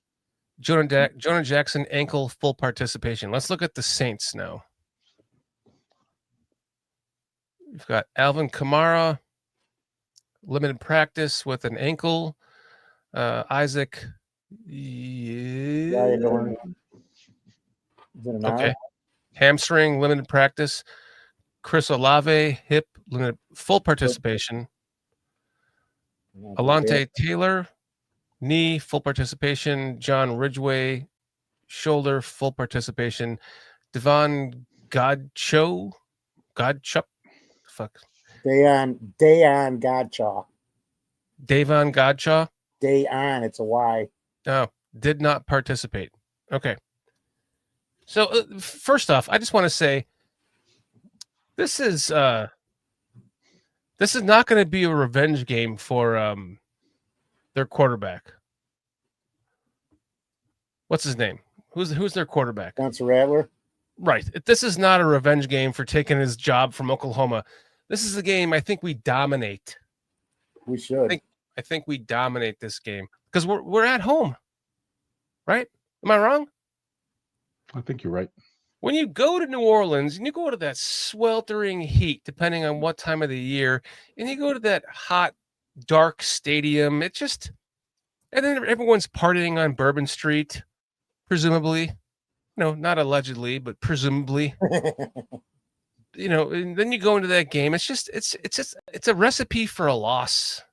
That's why we historically lose at New Orleans. I think that this game in Chicago is a recipe for a win. And I think it's we can go on a 4-game winning streak.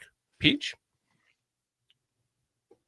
I think we should be able to win this game. What scares you? What scares you? It's Shadow. Who do we have after them? Who? Oh, you think it's a trap game? Yeah. No, Let's look. no trap games this year. There are none. Not with Ben Johnson. No, there isn't. There better not be. Here's why. Because our schedule is so fucked up that we play 3 games. We play 3 back-to-back games this season on the road and only 1 back-to-back game at home. So that if anything, that's the recipe for failure. But if we overcome that against bad teams that we're not overlooking. So who do we play after them? The Ravens. We play the Ravens in Baltimore, the Bengals in Cincinnati, and the Giants at home. Oh, that's what I'm worried about. Yeah, so we just played 2 back-to-back games. Now we're going home for 1 game. Then we're going 2 back-to-back against the Ravens and the Bengals. But the Bengals are not going to have Joe Burrow, right? But you get are they? They might have Joe Flacco, who is now giving it's a shootout between him and Aaron Rodgers. Wait, is it literally Joe Flacco with 2 minutes left? What? Oh, that's right. I accidentally said Joe Flacco, but they did trade for him, so he's the Bengals, man. The offense is back. It was nothing without Browning. They scored 30 points so far. The game's not even over. Yeah. But Shorty, we get the last 3 games are all in Soldier Field. The last 3. So that could be critical, that getting those games at home. No, they're not. The last 2 are at Soldier Field. What the fuck? Packers and Lions. So we have. Oh, okay. We've got no. Yeah, 3 out of the last 4 are at home. That 49ers game, we got to go to Frisco, second to the last week of the season. Yeah, we get the Saints week. We get the Saints at home right now. Then we go to the Ravens, to the Bengals. Then we have the Giants at home. Then we get 1 more home game. Oh, how lucky are we? Then we get at the Vikings, and then we get 1 more home game against the Steelers, and then we're at the Eagles and at the Packers. Then we get 1 more home game against the Browns. Then we get the Packers at home, and then we're at the 49ers, and so there's only 1 set of games back to back that we play at home. The rest are like all on the road. We have 9 games on the road and 8 at home. Yeah. That's okay. Next year we'll have 9 games at home. No, we won't. They will not fucking favor us. They better. Yeah, they have to. They'll give us the Commanders after a bye week again next year on a Monday Night Football game at the Commanders. They're not going to give us the damn advantage. Sure. See, I'm with Cornelio Beavis. I was looking at the schedule too, I'm just serious. He says the Giants game could be a loss, and that was my thought looking at those games, because I don't think we're going to lose to the Vikings again, because we should have won that first game. Matter of fact, Mr. Shorter, we could have pulled up the board and see where we're at. If you want, I don't. I would love to. They're going to win. They're going to win big in New Orleans. I mean, against New Orleans, unless it's really crappy here. I got them winning, like scoring 31, 34 points, 31, 34, 12, 15, 17. Unless it's crappy, then the game will be closer. You were going to say something, Peach. You're trying to calm my nerves. What were you going to say? We have 9 home games next year. See? We have Oh, how do you know that? because this year we got 8 home games. Next year be 9 home games. So go Is back. that an and forth. assumption? That's No. how it is every year. That's how the schedule works. Oh, okay. Because it's 17 games. Fair enough. Fair enough. Fair enough. But let's pull up that schedule for this year. No. Oh. Wait, our picks or the schedule? The schedule, just so everyone can see it. Like, before we do that, let's go to our predictions. Oh, Okay, where are we at? all right. So, Chris Watts has us 3-2 going into the Saints game. He's so far he's correct. He has the wins and losses wrong, but Jason has us Jason was the only one who picked the Redskins to win. 5-0 going into this game. Yep. By the way, the chat all the way on the far left has us going 5-0 into this game. Carl has us 4-1 going into this game. No, Carl has us 1-4. Oh, sorry, 1-4. Thank you. My dyslexia kicked in. J2K has us 4-1 going into this game. PJ is correct. Has us 3-2. PJ has us 2-3. No, he has us 3 losses, 2 wins. He does. Yeah, he has us 2-3. God, you continue. I'm a fucking idiot right now. Foster has the correct wins and losses. He just picked the games wrong. I've got 3 wins and 2 losses right now. Yeah. Shorty, he's got the same thing, 3-2. Yeah. He just was. I remember when you were talking about the Raiders game, I was like, no, they're going to win that. But the head coach scared me. And then as a collective, we're 3-2. Collective is 3-2. Yeah. So we're doing pretty good in the chat. Like I said, it's 5-0, man. They got us going 5-0. So yeah, we love you, chat. Peach, what do you think? I mean, and I don't want to even. I'm just looking at it going, wow, we could beat the Saints. We could beat the Ravens. We could beat the Bengals. The Giants do. I don't know why they lost to the Saints after beating the Eagles. But there's just something about the way they're playing since they got Dart. The Vikings we can beat. The Steelers, that's where I just don't know because I don't know what, man, it'd be nice to beat the crap out of Rodgers and knock him out of the game or something that week. One more time for old time's sake. I think I can say confidently, there's no one team on this schedule that really fears me or scares me. I think the way Ben Johnson has his guys prepared,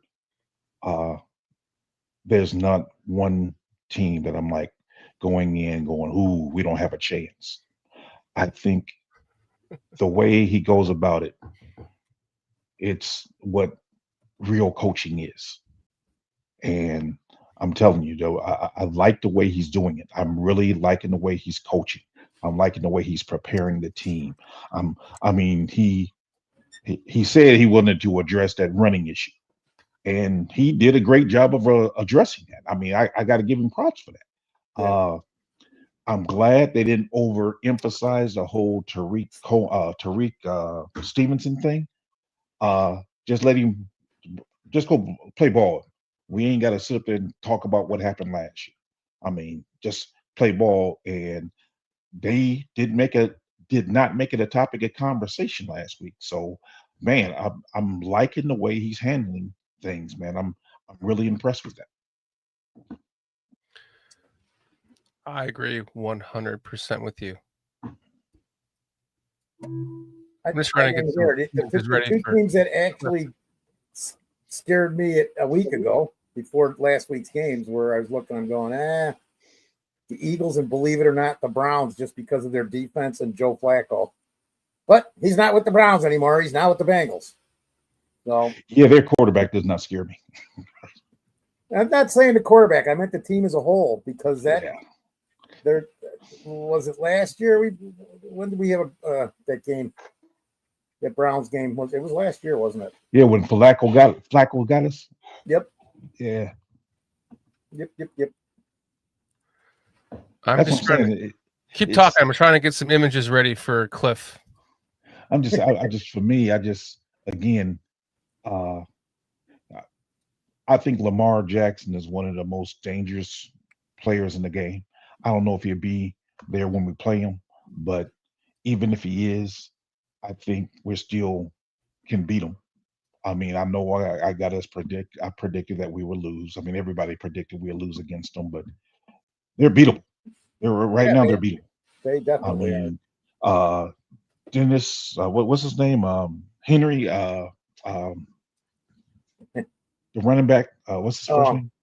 Derrick Henry. Derrick Henry. He's vulnerable. I mean, him and his fumbles, man, he's vulnerable. Yep. It's like, I don't know if he's lost confidence or whatever, but man, he's vulnerable. Well, he's aging, bro. Well, He's got a lot of tape. But still, man, to be fumbling like that, man, I think his confidence is kind of weighed right now. All right, let's get rid of this. Relentless Mikey says the Ravens ain't the Ravens, the Bengals ain't the Bengals, the Eagles ain't the Eagles. So far, the Lions are the only team as expected. I agree with that. Do you want to look at the schedule really quick, since I have it up? We just kind of did look at it. Well, we did. It was on the board. We didn't really look at it, because it's pretty crazy when you break it down. Look, home, away. So our upcoming games. So now we were away. Now we're home. Then we go away. Can you see my cursor? Mm-hmm. Yeah. Now we're home against the Giants. Then we're away. Then we're home against the Steelers. Then we're away against the Eagles and away against the Packers. Then we're home against the Browns. Then we are home, away, home. So the only time that we ever play back-to-back home games is beginning of the season. No, it's around Never? here. Oh yeah, the last 2 weeks. Oh, those I numbers looked at the schedule wrong. Away, home, away, home, away, home, away. Never. First of all, let me say, Torn Whitfield, so good to see you back in our chat. Haven't seen you in a long time, man. Welcome back. I haven't seen Torian, yes. Torian. By the way, and those numbers by those 40-plus-year-old quarterbacks are pretty impressive. Yeah. Joe Flacco, 31 of 47, 342 yards, 3 touchdowns, 0 interceptions. Then you have Aaron Rodgers, Flacco just 22 won the of game, 32, dude. 244 yards, 4 TDs, 2 interceptions.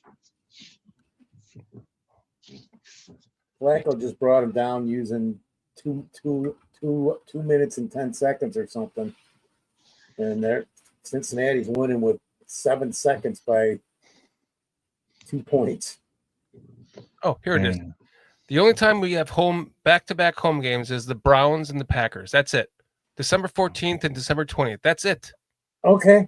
First and only time. Then we're away and we're home. Well, Nancy. Well, Nancy. Yeah. Well, Nancy. I don't know. It's just like Quite, Shorty, quite. Every season, it seems like they just they try to fuck us up every time. They do the schedule, and then the Commanders coming off a bye week like last year, and we let's move it a week earlier so they're even less prepared for a bye week, and the Commanders are more prepared. They're on a roll now. And we won by 1 point, and everyone's calling it lucky, and you got all the Troy Aikman bullshit coming out. It's just so fucking ridiculous. It's annoying.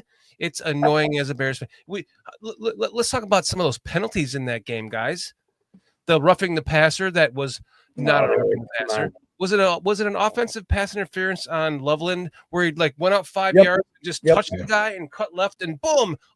Just what the guy that he just barely touched as he was hanging left was backing. He was backpedaling to cover him because he thought he was going deep, or he thought he was going. He went into his zone basically, but Loveland cut into the zone and they called it on a first down. A touchdown to Roma Duzzi, a beautiful pass. Listen, a beautiful pass that Rome beautifully caught, nullified, that we can't sit here and love upon. This game should have been 21-0 to start, not 13-0 to start. And the reason why they didn't want it to be 21-0 because they didn't want it to get too carried away. They wanted to keep this. As soon as the Bears started pulling away, you gotta reel them in a little bit with these fucking penalties. And I as a Bears fan, as a fan of the NFL, I'm really not a fan of the NFL. I'll be honest. I'm a Bears fan. But when I watch a game, Steelers lose. I watch a Monday night Bills-Ravens game. I'm going to be honest. I'm going to be like, that was not a penalty. That was definitely a penalty. Should have been called. And I do it the same with my team. Yeah, I'm sitting there watching it with my wife. That was. They should have called that against the Bears. It was the Bears got that. They got lucky with it. But this game was so blatantly bullshit with that it was like, you really? You're going to call that an offensive pass interference because we had the momentum and we were building it and that was a first down? You're going to take away our touchdown on a beautiful pass, a beautiful catch that would have gone down in history as being, I'm not saying it would have gone down as one of the greatest, but it would have gone down in history as a touchdown that would have been looked upon as one of the good ones. Like Rome twisting his body and catching it over his opposite shoulder and remaining in bounds, and Caleb throwing the perfect arc on the pass that we've talked about earlier in the show that I don't agree with you, but I think he does put the right arc on the ball. I don't think he just lasers it. I think he puts the right arc on the ball when it has to be, and that was a perfect example. But no, taken away. Then you got Troy Aikman talking shit about us. Oh, because he got jaded. Because why the hell would Caleb Williams want to have an interview with you anyways? He's more focused on his job of getting better. And for that to even be a subject of conversation, you're hearing it all over the Score, and I'm sure ESPN, Chicago. That's why I say FCM, Chicago media, because it's when you push the narrative and you push the narrative on everyone who's listening to your platform, and that's most of Chicagoland listening to Sports Chicago radio in the morning or on their way home from work. That even I do it when I'm visiting for work. I put on the Score and I get pissed off listening to it. So just use your own eyeballs, friends. Use your own eyeballs. It's an eyeball test. That's all it is, man. It passes the eyeball test. And we're seeing it right now. The eyeball test is being passed. Foster, I'm so jealous of your beard, by the way. Mine is so scraggly still. I'm done. That was a little mini rant. I apologize. You guys can continue. Wow. No need. Your beard is so impressive, though. So everyone that doesn't know, Foster and I shaved our faces down to our bare vagina faces before the season. And then we've been growing this playoff. We're calling it the playoff beard. So we won't shave until we make the playoffs. And my beard is just so much more disgusting. Your beard is so nice, Foster. I'm so impressed with it. I got to shave it every day just because I'm really Santa Claus. I didn't want to tell you that. Wait a second. Wait, I wanted to ask you about this. Quite. I'm quite Santa Claus. I wanted to ask you about this before the show. And thank you for reminding me.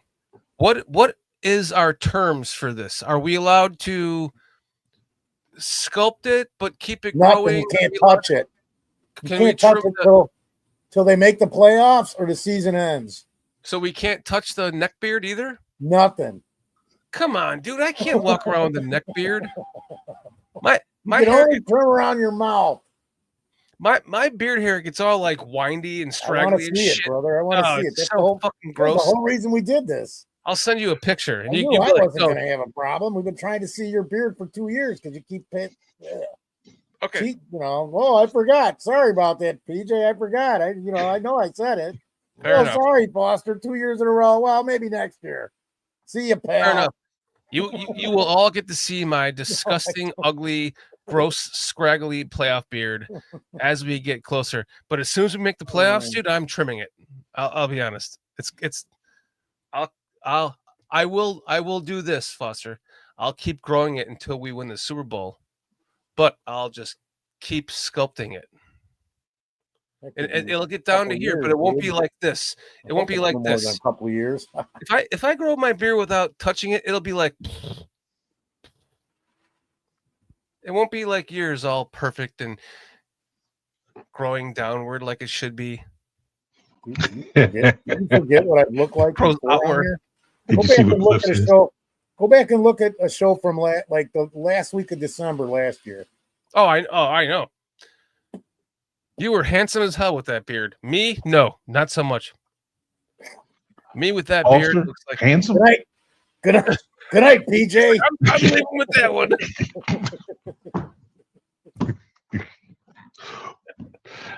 I never thought I'd see the day when you have those two words in the same sentence. Foster, handsome. What? Yeah, like 30 years ago, maybe. No one's ever told me that. I gotta get out of here. End of the show. See ya. Hey, anyone have a way for me to watch the game this weekend? Bears? If anyone has YouTube TV and would like to assist me in watching the game, I will set up a recording studio for you, and you can hop in with me, and you can just easily show a link just like I do right here. It's no different than this being a Bears game playing, but it will not be recorded. It will just be a studio that we can watch it in, because I can't watch the game until the game is over. What? And I have to wait fucking if hour. I do what you did for me? Well, you have like, you're going to put like your phone on the TV. I don't want to see that. I want to see like YouTube TV link broadcast on here, and I can watch it just like this, but it's a Bears game. And I'm not asking that from anybody. I'll be honest. I have to wait an hour until the game's over to watch this shit. So my phone is going to get turned off this weekend. I'm going to go jerk off. I'm going to go mow my lawn. I could do this perfectly. I'm going to go cuddle my dog. And then at 5, I can do that perfectly with this game. phone and get just the screen. You need a tripod, dude. Well, I got one. Oh, okay. So I just did it by eye right now with the game, and I'm going, I could do this fucking easy and record this. All right. Well, maybe we'll do that then. You got a tripod though, so you can stabilize it, right? All right. Well, we'll talk after the show. One of those things that goes to the phone, like one of those things. Then it does have some arms that make it a tripod.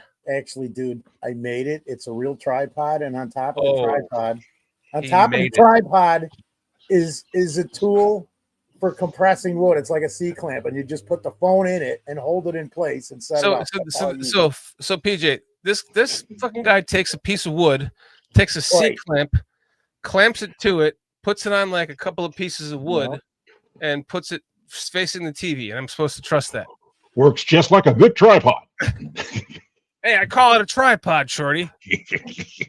No, it's a real tripod with a wood dowel thing. Not a dowel. I forget what the hell they call it. It's a wood clamp. It's a freaking wood clamp, dude. It's a wood clamp. What do you think? What's the difference between a clamp that does this, that squeezes your phone, or a wood clamp that does this? Oh, because I was thinking they both do this. My dumb brain was thinking you were going to clamp it like this. You ever see like a quick grip? It's called a quick grip.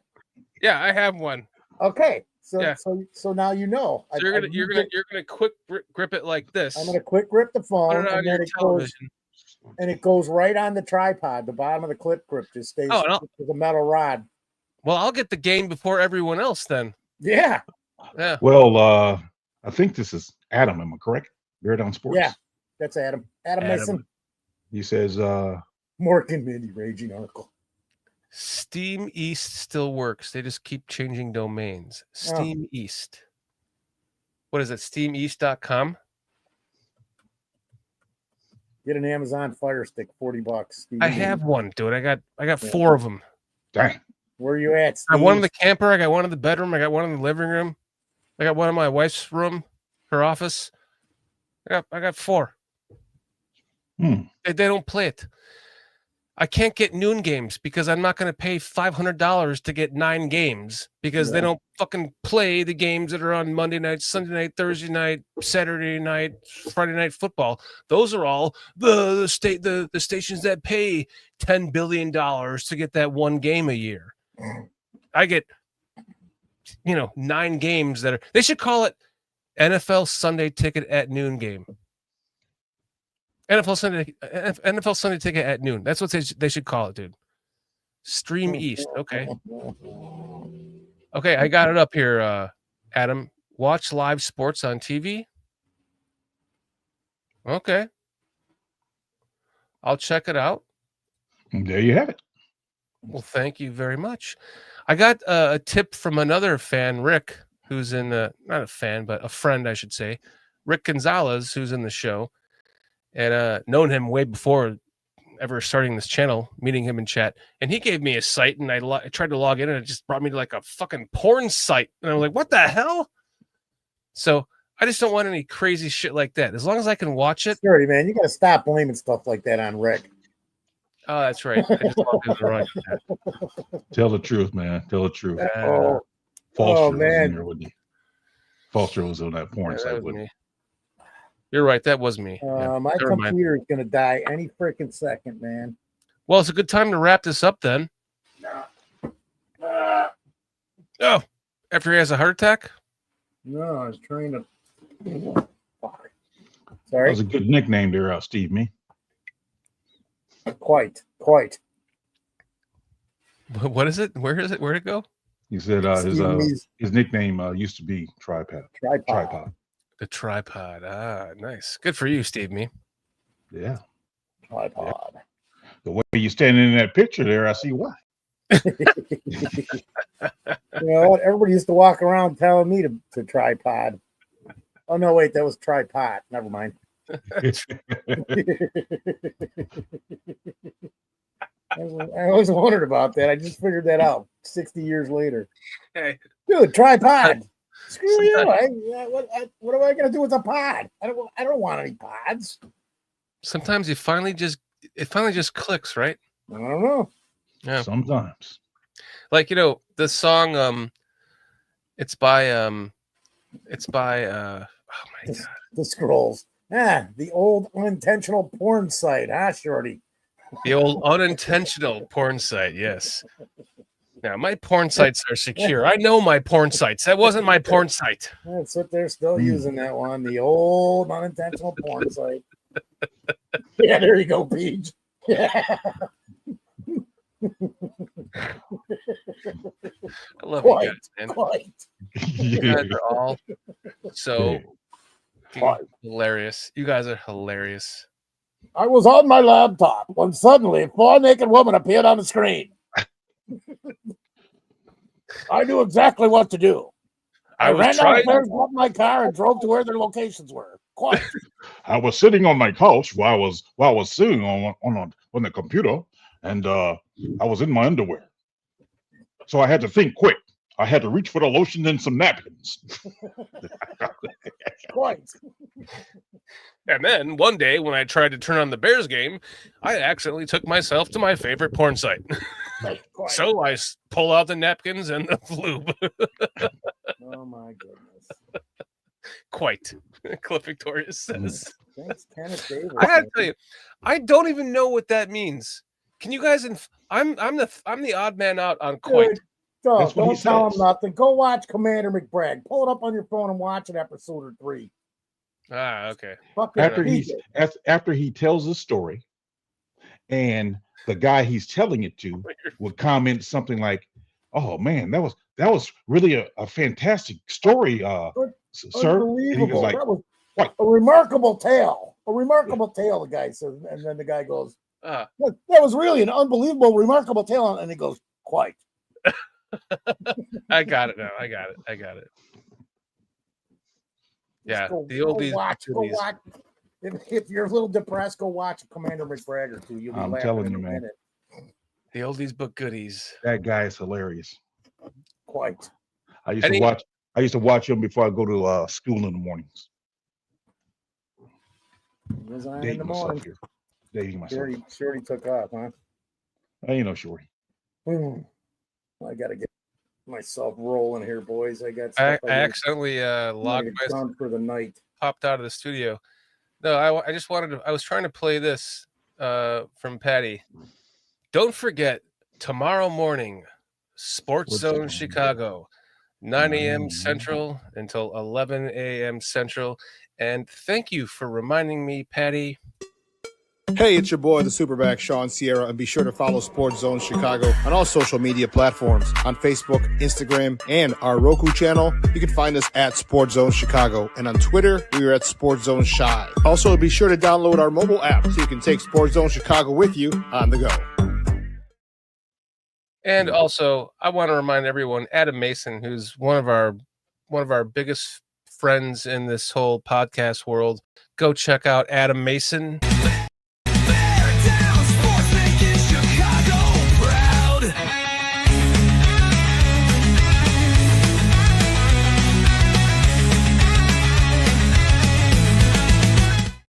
Check out Adam Mason at Bear Down Sports. Awesome friend.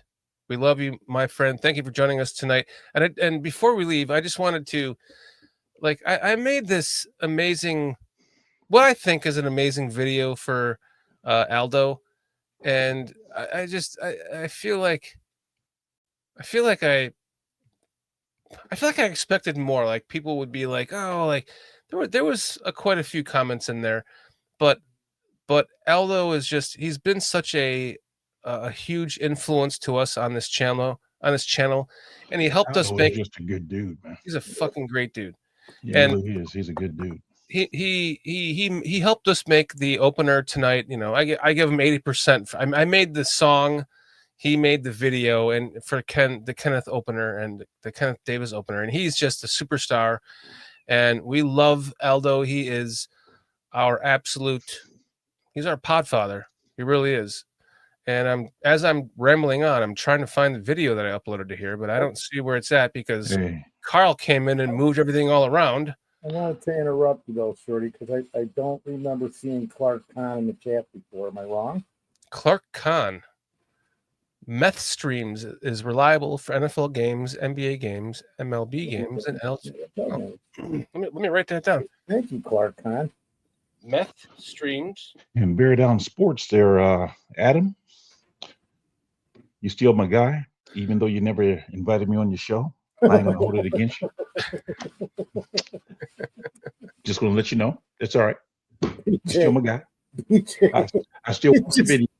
DJ, it just takes him a year or two to invite You know, you. Didn't we do this with Aldo?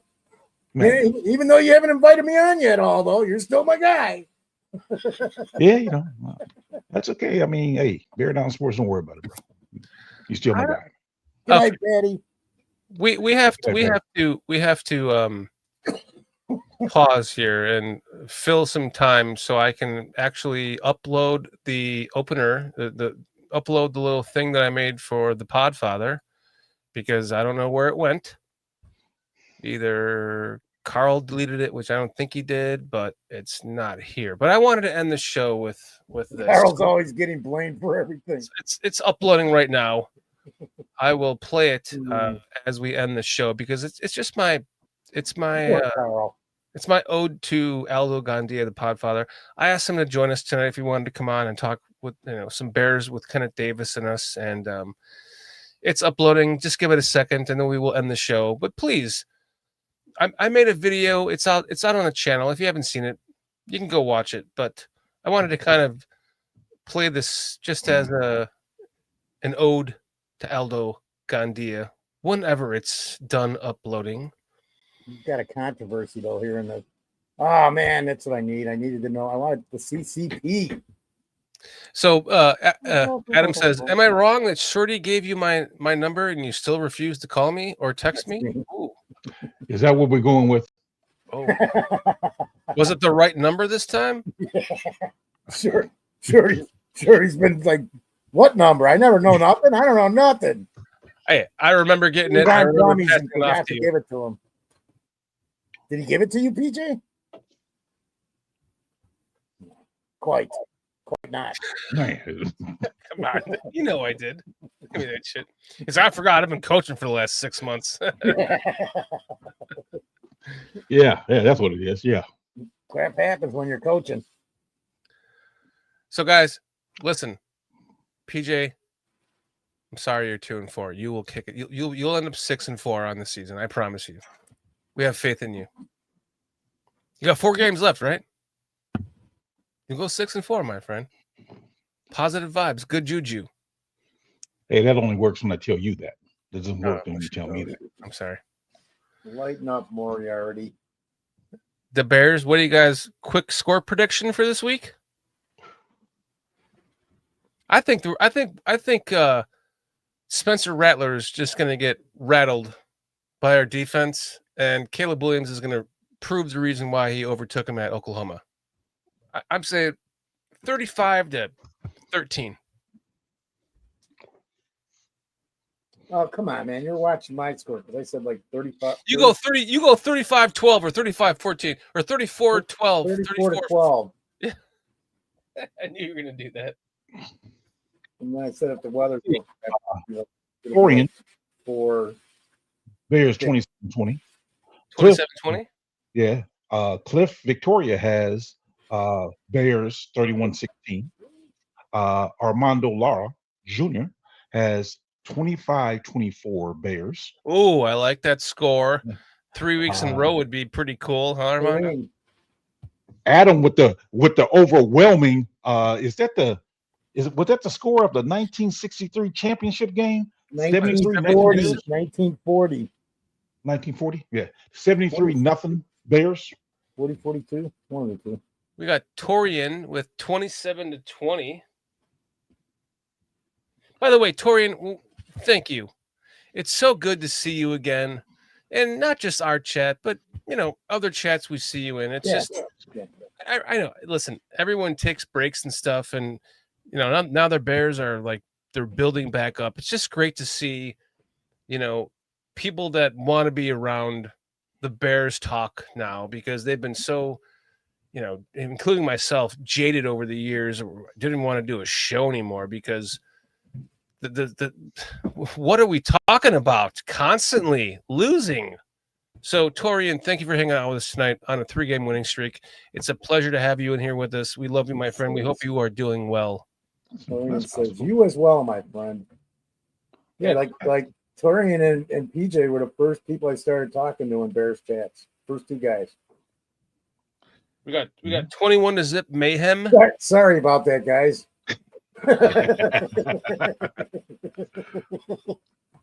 I'm writing this down as I'm looking. It was the 1940 championship game. The Washington Redskins had beaten the Bears earlier, I think a couple weeks before that. And a real low scoring game, and then nothing game. Wow. The Redskins were saying all this stuff, and it was in all the newspapers. And George Halas didn't even give like a speech. He went and bought like all 3 of the Washington papers or 4 of them because there was a bunch back then, and just hung them all over the locker room.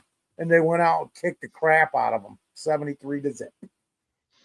And still nobody's that. Not only is it a game in a championship game, 73-0. And I want to say they lost to them 2 or 3 or 4 weeks before. Something like 19-12, or it was a close game, 12-9, or it was a close game in Soldier Field. And they did that in Washington. That's impressive, though. I'm not going to lie to you. That's impressive to win a championship game by 73 to nothing. That's impressive. Yeah. Yeah. No kidding. Well, here, this is one of Kenneth Davis's, one of his questions earlier tonight was, when was the last time the Bears had a great offensive coordinator? And I was thinking about it. I'm going, really, it was George Halas in the 1940s. That was the last time we had a great offensive coordinator, because that was all new offenses that he designed. Thank you. And having a quarterback like Sid Luckman, they were capable of doing things that teams didn't do in the NFL at the time. So, pretty amazing stuff, man. I'm telling you, there's some stuff on film where if you look at Sid Luckman and you could go right to Mahomes stuff and look at it and go, holy crap, it's the same motion, the same angle, almost the same damn play. It's out there. I couldn't believe it when I saw it, because I never realized it until Mahomes was in the league. By the way, I have a bunch of stuff loaded up here because I wanted to show this from. There's a couple things I'm missing tonight, which is, I don't see it available here, so let me just double check where I'm at. Okay. Also, while I'm looking for this, let's just show this because we wanted to get to the polls. Polls got this shit, so we'll just play this right now while I'm looking for what I'm looking for before we end the show. So this is the polls for the entire show tonight. So we got, who is the most obvious member of the CCP? Carl, 62%. Cliff Victoria, 12%. Tony Moy, 13%. Foster Covers, 13%. Man, you guys are all part of the fucking Chinese cold. Are you tired of talking about Justin Fields? 84% says yes. 16% says no. I wasn't here for that poll, by the way. Thank goodness. It'd have been 20 votes and would have been 85% to 15%. Would Ben Johnson choose the Bears in 2024 had he decided to leave the Lions? 70% thinks yes, 30% thinks no. 20 votes. Pick the best of these options: Justin Fields, Rex Grossman, Mitch Trubisky. 45. That's in your favor there, PJ. 45% Justin said none Justin of them. Fields. That Fields will be the only one, I guess. I don't know. Rex Grossman, 35%. Mitch Trubisky, 20%. I voted Mitch, by the way. That doesn't bode well for your quality of quarterbacks, there, Shorty. Don't get pulled, PJ. I'm just saying. We're happy to have you back. Don't get pulled. Hey, you know, Don't worry, wouldn't be I'll a show pull him first. without me getting pulled. You know what I'm saying? Oh, let's do it then. There you go. There you go. There you go. Should Carl build a BCP bingo card with key terms like iron sharpens iron? I don't even know what that meant. 76% said yes. 24% said no. Then it says, rate Kenneth Davis's intro. A+, 43%. Perfect, 43%. Wow. A++, 14%. Either way, it's an A all the way around. A+ all the way around. It just shows that 43% of the people that watch this channel are horny. they're all impregnated right now. All those girls all over that video. Yeah, but everyone is impregnated right now with Kenneth's baby in their belly. They just don't know yet. From what I understand, they're all about 10 weeks along too. What's going on, Levante Rogers? Good to see you, brother. The final poll is 14 total votes. Bears versus Saints outcome. Bears win big, said 64%. Bears win small, 29%. Saints win small, 7%. Saints win big, 0%. So that's a nice poll, I must say. Bears win. Blasphemy. I don't care if it's huge or little, as long as they win, man. I'm gonna see if I can win. We need to start finally seeing some of this stuff we've been looking at for 3 years. See something materialize. Oh, I'm sorry, Cliff. Time going on 4. Cliff. So Cliff made a. He had a. What was it? What did he say? How many days? A dry. He dried a ribeye. 42-day dry aged ribeye. I used an umami dry aging bag and kept it in his fridge for 42 days. And the pictures you sent me, I'm trying to load, are not loading for me, and I'm very upset about that. So let me try one more time. Fridge and not freezer, huh? In his fridge, yep. Oh, okay. And let me try one more time and see if I can get these loaded. Nope, they're not loading for whatever reason. So I'll try one more thing before we end the show, because you've got to see these pictures are absolutely insane. And I'm proud of him for being such a great chef. And I really want to share these with you before we leave the show, because they are just, oh my God, it makes me want to. Cliff, you are the man. So let me just try one more time.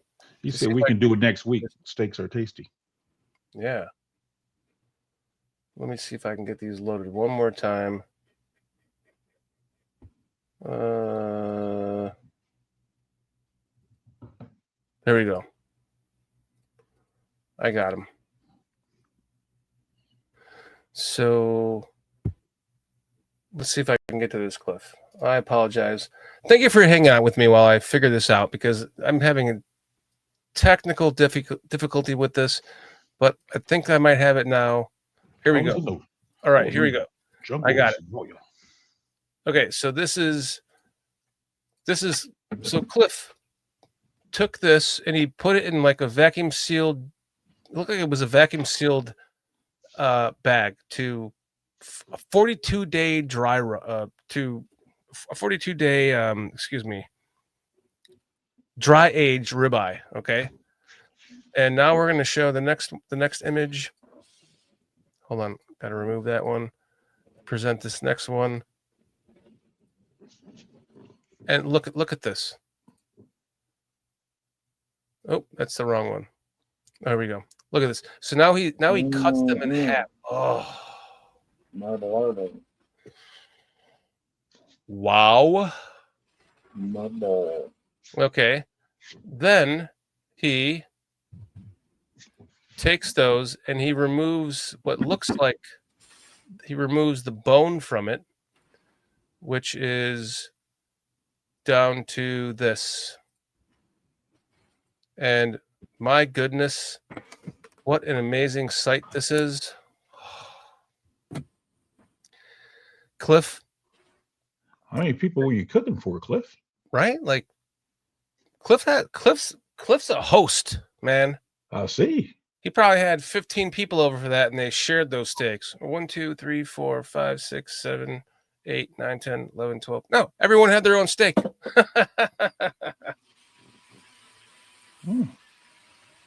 Cliff, that is really impressive, dude. Normally, I wouldn't think to dry age a ribeye because I want them juicy and fatty, and I want them to clog my arteries so it kills me in a week. The things that this man says. But that looks. How were they, man? Good. Did you just like vacuum seal them and freeze them, or did you cook those? Did you eat them? How were they? Were they good? Very impressed. Adam says, this is making me more turned on than the Kenneth Davis intro.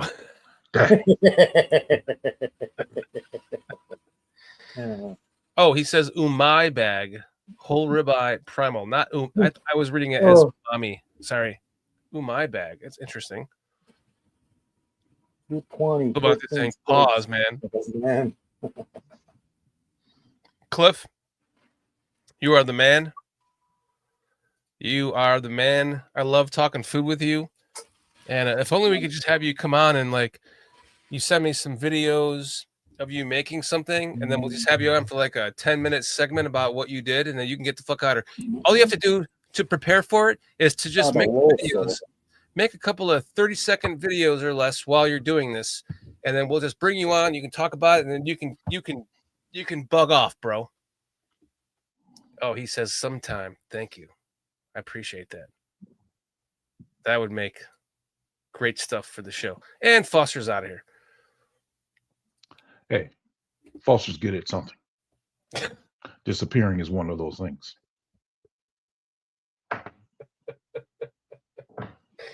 You are damn right about that, my friend. Hey, that's why we love him. Adam says, I want to do dirty things to those steaks. They want to do dirty things to you too, my friend. Hey, trying to tell you. Listen, let's get to our chat before we get out of here, because you guys have been absolutely freaking amazing tonight. Absolutely amazing. Adam, Cliff, John S., Mr. Mayhem, Levante Rogers, Armando Lera Jr., Mr. Mayhem, Patty Lera. Thank you, guys. Thank you for your support. And they're now like Whitfield, Torian. Armando and Patty are like, they promote us all the time now on Sports Zone Chicago, just like we do to them. Sean Sayre has become a good friend of the show, just like, Glenn Morgan has become a great friend of the show, and now Kenneth Davis. I'm looking forward to the future with Kenneth Davis joining us more, man, because I mean, he's the shit. As we get up into this, we've got so many more chat members to thank. The Scrolls, thank you, my man. Steve Me, thank you, my man. Tony Moy, Archon. Raging Oracle was hanging out with us tonight. Raging Oracle, haven't seen you in forever. Love and appreciate you. Thank you for hanging out with us tonight. Gosh, who else do we have? We got so many more. Already said Tony Moy, John S. I want to say Cupid, but it's Cupid. Cupid? Oh, Q-Kid. Huh. Q-Kid, okay. Well, I don't know, but thank you for joining us tonight. Yeah. There's a lot of new names in here. Jediah Harper, thanks for hanging out with us tonight. You're the shit. King Booker World is the shit. King Booker World has Kenneth Davis wanting to hang out with him. That's how fucking cool he is, man. So, Relentless Mikey. Lester Cock and stuff. Dang. Tony Moy. Minister. Tony Charles Johnson. We also want to thank where was it at? We had two $5 super chats tonight. Oh, yeah. My comments do not go up far enough to find you, and they were not saved. So I apologize. Oh, here we are. They're saved. We've got Starkey Love with a $5 super chat saying, new head coach, second year QB, learning new O. Bears are winning while they're learning. Reminds me of 90 Bulls first year under Jackson, learning the triangle. Excellent. And he also gives us another $5 super chat. Thank you again, Starkey Love. My biggest issue with Caleb is that he has Kaepernick disease. Every throw is a burner. Got to learn to throw more catchable balls more often. We talked about that during the show, and it was a great topic. So thank you for bringing that up, and thank you for your $5 super chat. Seriously, yes, nice. Much appreciation. You have no idea. Thank you, Starkey Love. I hope we see you again, man. Not for the money, just stay involved in the show, man, because this is all about you guys. We know that. Us guys. It's all about Bears fans. Scottish Bear. Pulls dropped the ball with Ozzie. Pulls thought he could switch to left tackle. He's a right only. He's not athletic enough to switch to left tackle. Like Scottish Bear, thank you for joining us tonight. Is the verdict out on that? Because I'm not sure. I get you, Scottish. I just what can you tell him? You can tell me that in 8 months. I'm just saying.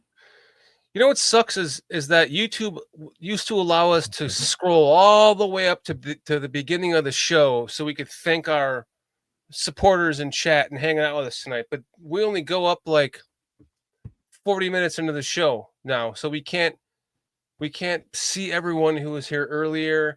I'm on my own Shorty channel. I'm on the BCP channel. We can only go up so far. which is kind of BS to me because we should be able to thank every single one of you guys like we try to every single week, because without you, again, there is no show. Clark Khan. Bruja 7. Cuato. Get your ass to Mars. He Monte said. Rogers, Mr. Mayhem. Corn Julio Beavis. Corn Julio. Oh. Bear Down Sports. Toreen Winfield. Cliff's talking about his steaks more, though. I froze You know how most of Cliff them gets. to share with friends. And then Levante says, you spent more than you put them bad boys on the grill. Oh man, it must have been really hard to freeze them too, right, Cliff? I would love to know how they tasted though, man. Please let me know and I'll share that next week. Let me know how too, Cliff. Airmail me 2 of them with the baked potatoes and salad. Mm-hmm. Lara. Quite. Send 2 to Peach in Peoria while you're at it, man. We'll tell you how good they are.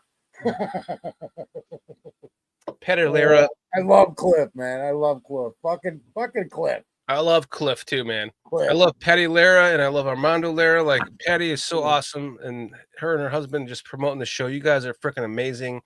Love you guys. Thank you so much. Cancer concierge. I need a drink.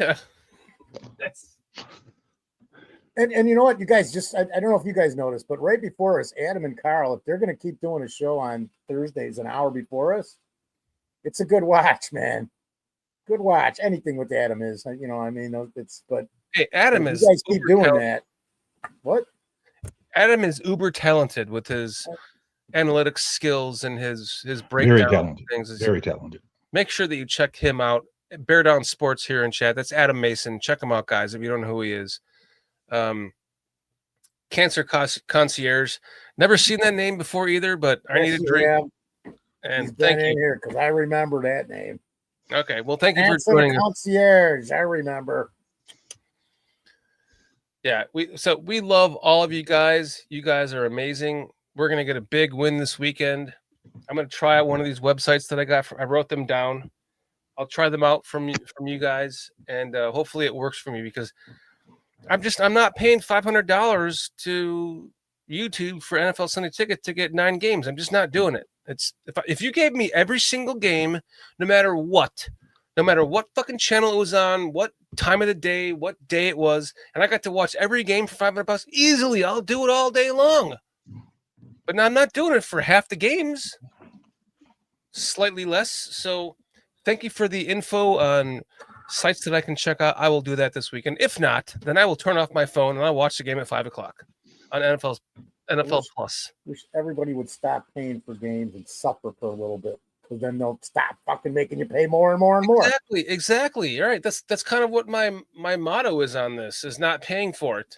So the price goes down. It's ridiculous. Dude, from now on, any Bears game, I'll actually go buy the real thing that goes in the stand and give you the game. There you go. But then you can call PJ up and tell him how it ends. Yeah. PJ, it's been great having you again with us tonight, man. We really miss you, and we love when you're here. And fucking PJ, I want fucking back. I wanted this to be an hour and a half show. It turned into 3 hours again, but because of how much we love you. Wasn't my fault. Wasn't your fault, man. Only your fault because you're here. That's all that matters. I tried to limit my conversations. I tried not to talk too much. Wasn't my fault. Wasn't me. Hey, we're just happy to have you here, and we're happy to keep the show going to talk with you because we miss you, brother. We love you. We miss you. He doesn't even know, Adam. Hey, Adam's saying, "Hey, Shorty, did StreamYard jack your rate to $90?" No, it's been 90. No, they did this 6 months ago, bro. I was bitching about it then. They finally did it to you. Oh, they're going east to west coast. I guess so. You got lucky. You got 6 months of 40, or whatever the hell it was before that. Don't worry, because in January it's going to be 150.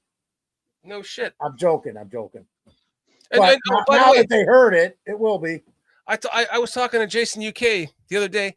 He said he pays 170 British pounds a year to watch every single game live.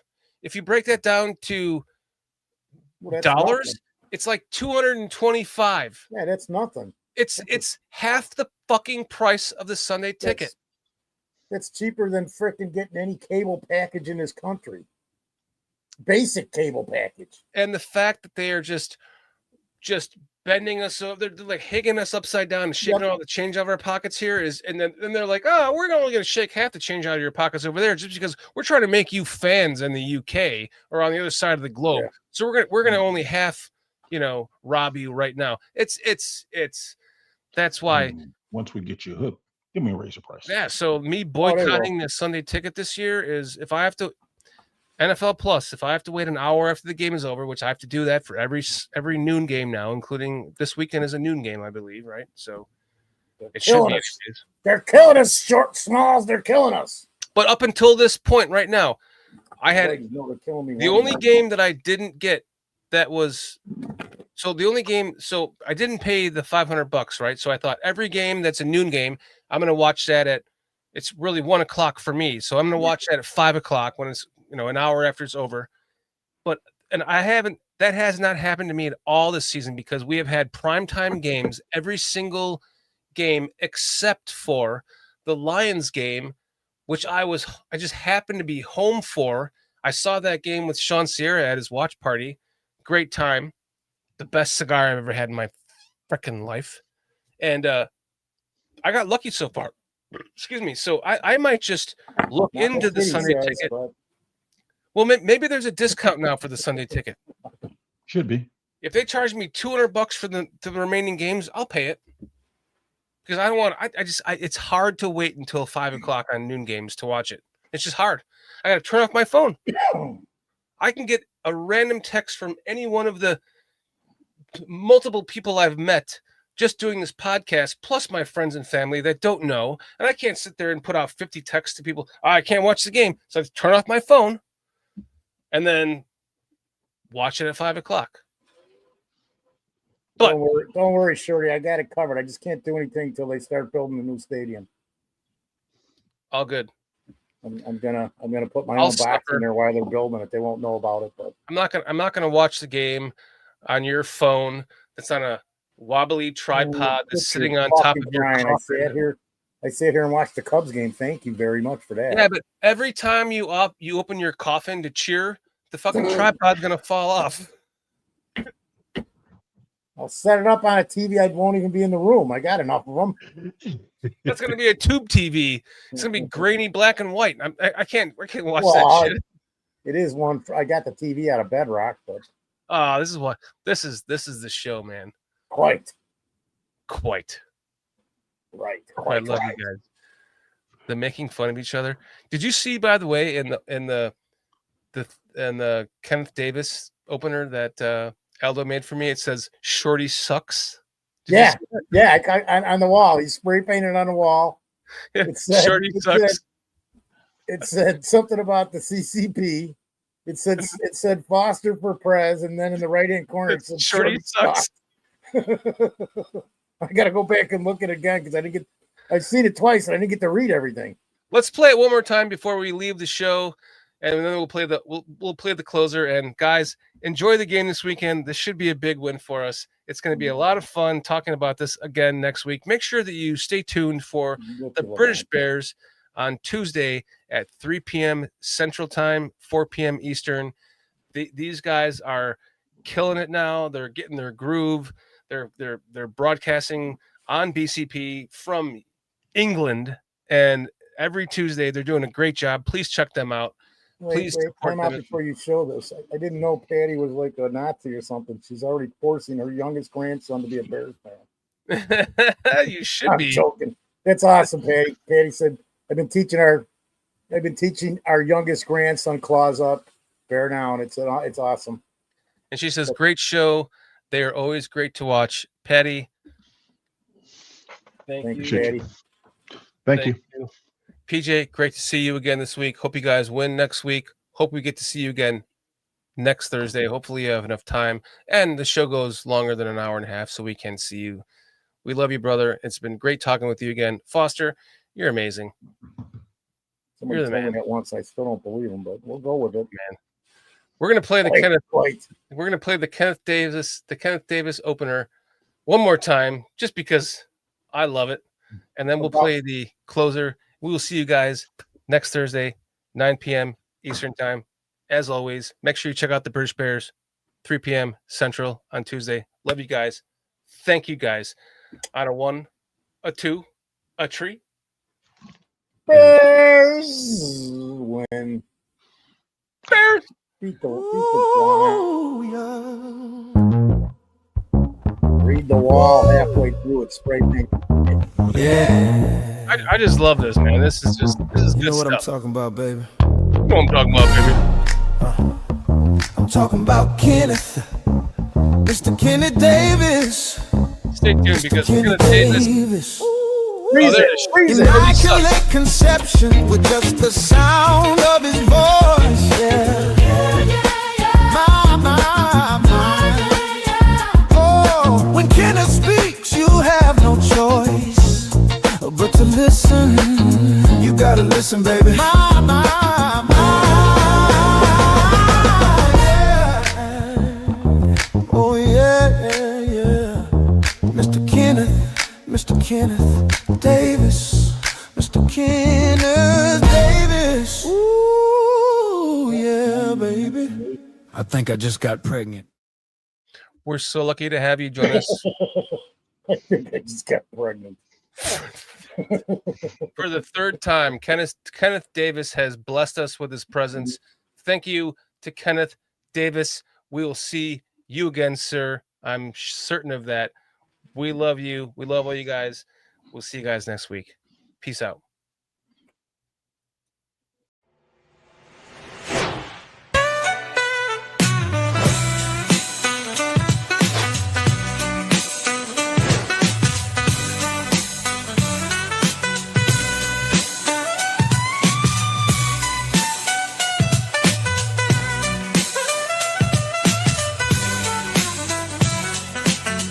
Giddy up, groove, stay.